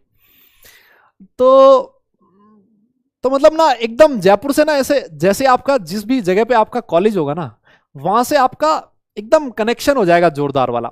आपको वो शहर ही अपने आप में अच्छा लगने लगेगा, है ना। जैसे मैं घर जाता हूं ना, तो मेरी कॉलेज के सामने से जाता हूं मैं, जो मतलब, और जब मैं आता हूं तो कॉलेज के सामने से आता हूं। तो मतलब जो भी एकदम से वो जो कॉलेज में मजे किए थे 4 साल, है ना, जो जो यादें रही थी, चाहे वो कई बार ऐसा भी नहीं कि हमेशा मजे किए थे, कई बार स्ट्रगल भी था, है ना, पढ़ाई भी करते थे, सब कुछ होता था, तो वो जो सारी चीजें ना एकदम दिमाग में एकदम वो हो जाती है। और आप मानोगे नहीं, कई बार मैं दिल्ली टू जयपुर, दिल्ली टू जयपुर सिर्फ और सिर्फ कॉलेज में जाने के लिए आता था, कुछ नहीं करते थे, फिर भी एक दिन में आता, कॉलेज में घूम के जाता, है ना। और वो जिन जिन जगह पे आप कॉलेज से निकलते हो ना, आपको हर जगह के साथ आपकी यादें जुड़ी होती है, क्योंकि आप लोग 4 साल में रहते, 4 साल वहां पे बिताते हो, है ना, तो आपको हर जगह वो सारी चीजें याद आने लगती है कि यार मतलब कहाँ से यहाँ पे ये करते थे, यहाँ पे ये करते थे, यहाँ पे ये करते थे, है ना। लेकिन लेकिन मैं वही कह रहा हूँ ना बेटा, ये सारी चीजें ना, ये सारी चीजें तब हैं जब इंपॉर्टेंट चीज है एक अच्छा कॉलेज यार, सबसे इंपॉर्टेंट चीज है एक अच्छा कॉलेज होना, है ना, क्योंकि अच्छा कॉलेज होगा ना तो उसका एक अच्छा कैंपस होगा, बहुत जबरदस्त, बहुत बड़ा कैंपस है, मतलब एनआईटी जयपुर का बहुत बड़ा कैंपस है ना, 200-250 एकड़ में फैली हुई कॉलेज है, और इससे भी ज्यादा बड़ा कॉलेज है कुछ आईआईटीज का। तो अब ये चीज सोचो कि जब अच्छा कॉलेज होगा, एक बड़ा कैंपस होगा, बहुत जबरदस्त फैसिलिटीज होती हैं उसमें, बहुत शानदार इंफ्रास्ट्रक्चर होता है, बहुत जबरदस्त वहां पर आपके प्रोफेसर्स होते हैं, हर चीज कितनी जबरदस्त फैसिलिटी होती है, चाहे स्पोर्ट्स की बात करो या फिर कोई एक्स्ट्रा करिकुलर एक्टिविटी की बात करो, हर चीज की एकदम जबरदस्त, है ना, सब फैसिलिटी होती है। हाँ, रेगिंग वेगिंग तो होती थी यार, अब रेगिंग नहीं होती, है ना, अब रेगिंग नहीं होती, अब तो मतलब ठीक है, अब पढ़ाई वाला माहौल ज्यादा हो गया कॉलेज में, है ना। जब हम लोग अपनी कॉलेज में थे ना, मुझे याद है जब मैं अपनी कॉलेज में था, तो मैं क्रिकेट का बड़ा शौकीन हूँ, और मैंने खूब सारा क्रिकेट खेला है, मतलब कॉलेज से पहले भी और कॉलेज के बाद, कॉलेज में भी 4 साल मैं कॉलेज टीम में रहा मेरी कॉलेज की। तो हम लोग क्या करते, जब सैटरडे संडे का दिन होता था ना, तो ग्राउंड था कॉलेज का, एक ही ग्राउंड था क्रिकेट का, और उसमें इतने सारे बच्चे होते थे ना कि पिच नहीं मिलता था कहां पे डंडे गाड़ के क्रिकेट खेल लें। तो हम लोग क्या करते, जब मैं जूनियर था, जब मैं फर्स्ट ईयर में था, तो हमारे वाले जो सीनियर थे वो क्या करते थे, हमें सुबह बोले 4 बजे उठना, 4 बजे उठ के ग्राउंड में जाके डंडे गाड़ के आ जाना, अपने स्टंप्स गाड़ के आ जाना, है ना, दोनों साइड के स्टंप गाड़ के आ जाओ। इसका मतलब यहां से लेके यहां तक का ये जो स्पेस है, ये वाला जो पिच है, ये बुक हो चुका है। और जब मैं सीनियर बना, हम लोग सीनियर बने, तो हम लोग अपने जूनियर को कहते थे कि भाई 4 बजे उठ के ना डंडे गाड़ के आ जाइयो, है ना। और जैसे ही डंडे गड़े, इसका मतलब अब वहां पर आपका अधिकार हो गया, अब कोई नहीं आएगा उस जगह, है ना। तो फिर उसके बाद बस, फिर उसके बाद आप जाओ 8-9 बजे बढ़िया ब्रेकफास्ट करके, और सैटरडे संडे को, मतलब संडे को स्पेशल ब्रेकफास्ट मिलता था कॉलेज में, और उसका बड़ा बड़ा मतलब वो क्रेज सा होता था, है ना। और कई बार तो ऐसा होता था कि डायरेक्ट ब्रेकफास्ट करके सोते थे लोग, है ना। तो कुछ लोग ऐसे होते थे संडे को जो ब्रेकफास्ट करके सो जाते थे, क्योंकि रात भर सो नहीं रहे होते थे, वो मजे कर रहे होते थे। और मतलब कुछ लोग ऐसे भी होते थे जो हमारे जैसे खेलने वाले लोग थे, बोले यार सो जाओ, सुबह क्रिकेट भी खेलना है ना। तो और बहुत सारे लोग हैं जिन्होंने यहाँ से बैंड्स वैंड्स, हमारी कॉलेज के बैंड वगैरह भी होते थे, लोग डांसिंग में बहुत अच्छे थे, बहुत अच्छा हमारा डांस ग्रुप था कॉलेज का। तो हर एक चीज़ है, मैं ये कहना चाह रहा हूँ कि एक अच्छी कॉलेज में ना हर चीज़ की फैसिलिटी है, और हर चीज़ को आप बहुत इंजॉय करोगे। लेकिन इंपॉर्टेंट चीज़ है ना यार, वहाँ उस कॉलेज तक पहुँचना। जब हम लोग MNIT, चलो ठीक है, मतलब IIT नहीं है, IIT का एक अलग रुतबा, लेकिन जब हम लोग जयपुर में MNIT का टी शर्ट पहन के भी चलते हैं ना, तब भी एक अलग रुतबा होता है, लोग आपको अलग नज़र से देखते हैं कि यार ये बंदा मतलब यार NIT जयपुर का है, मतलब MNIT का है ना। तो ये अलग अलग रुतबा होता है उस टी शर्ट का।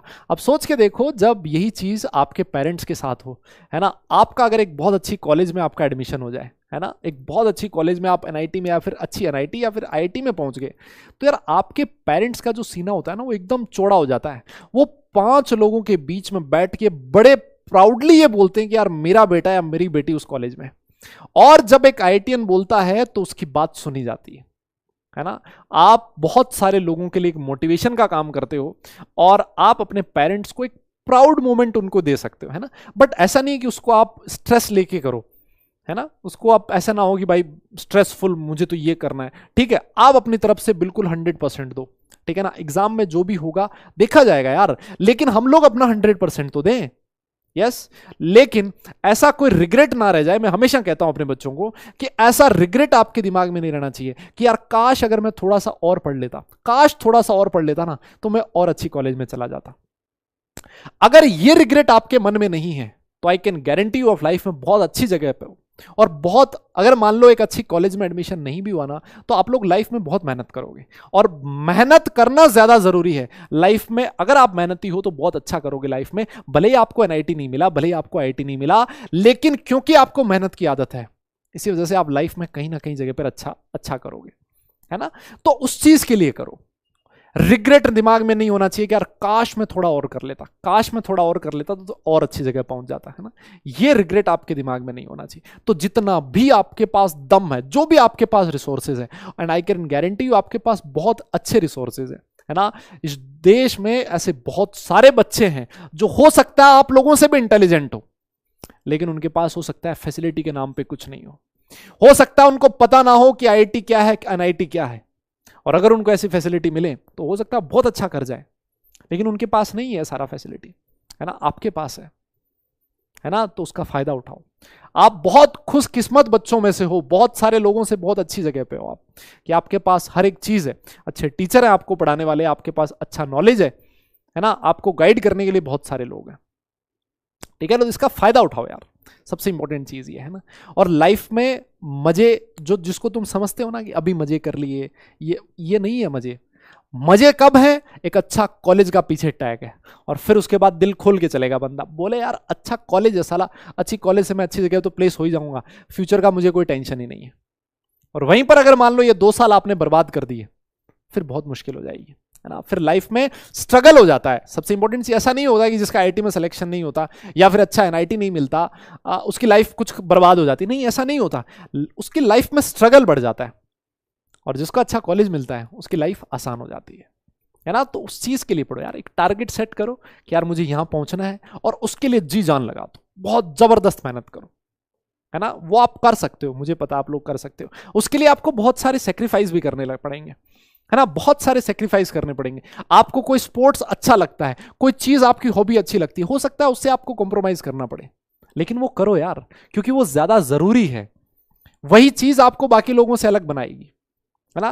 मैं अपनी बात करूं, मैं क्लास 11th और 12th में 2 साल क्रिकेट में अपने, मैं स्टेट प्लेयर रहा, है ना, जो स्कूल टूर्नामेंट होता है क्रिकेट में। लेकिन जब मैंने तैयारी करी तो मैंने 1 साल तक उस बैट और बॉल को हाथ भी नहीं लगाया। मुझे बहुत प्यार था क्रिकेट से, लेकिन नहीं ना, उस समय आपका मोटिवेशन कुछ और होता है। 1 साल तक मैं बिल्कुल क्रिकेट नहीं खेला, लेकिन उसके बाद जब मैं कॉलेज में गया, फिर मैंने दिल भर के जी जान से पूरा क्रिकेट खेला, जितना शौक था मैंने पूरा दम निकाला वहां, है ना। लेकिन ये चीज करनी पड़ती है। अगर मान लो वहीं पर मैं वो 2 साल या 1 साल उस क्रिकेट खेलने में बिता देता, तो हो सकता है मैं फिर उम्र भर ये सोचता रहता यार क्या करूं क्या नहीं करूं कहां करूं। तो हर एक चीज का टाइम है ना, उस टाइम का ध्यान रखो कब कौन सी चीज करनी है। और इस टाइम पे सबसे इंपॉर्टेंट चीज है आप लोगों के लिए आपकी पढ़ाई, इससे इंपॉर्टेंट कुछ भी नहीं है यार। तो उसके लिए जो भी सेक्रीफाइस करना पड़े आप लोगों को मेरे हिसाब से करना चाहिए, ठीक है। चलो फिर आज की बातें तो बहुत सारी हो गई, है ना, 5 मिनट तुम्हारे ज्यादा ले लिए मैंने, ठीक है ठीक है ठीक है। तो दादा नेक्स्ट क्लास में मिलेंगे अब हम लोग सब। एक बार आप रिवाइज करके आओगे, यस, और जो होमवर्क दिया है वो होमवर्क करके आओगे। ये चैप्टर अब खत्म होने की तरफ है ना, अब खत्म होने की तरफ है। अगले 3 लेक्चर में मुझे उम्मीद है ये वाला चैप्टर खत्म हो जाएगा। ऑल राइट, तो thank you so much for watching this session. हम लोग नेक्स्ट क्लास में मिलते हैं, तब तक सारे लोग अपना ख्याल रखें, खुश रहें, हंसते मुस्कुराते रहें, और पढ़ाई जरूर करते रहें, क्योंकि बेटा सिर्फ मुस्कुराने से काम नहीं चलेगा, काम चलेगा पढ़ाई से, ठीक है जी। तो टाटा bye bye, love you all.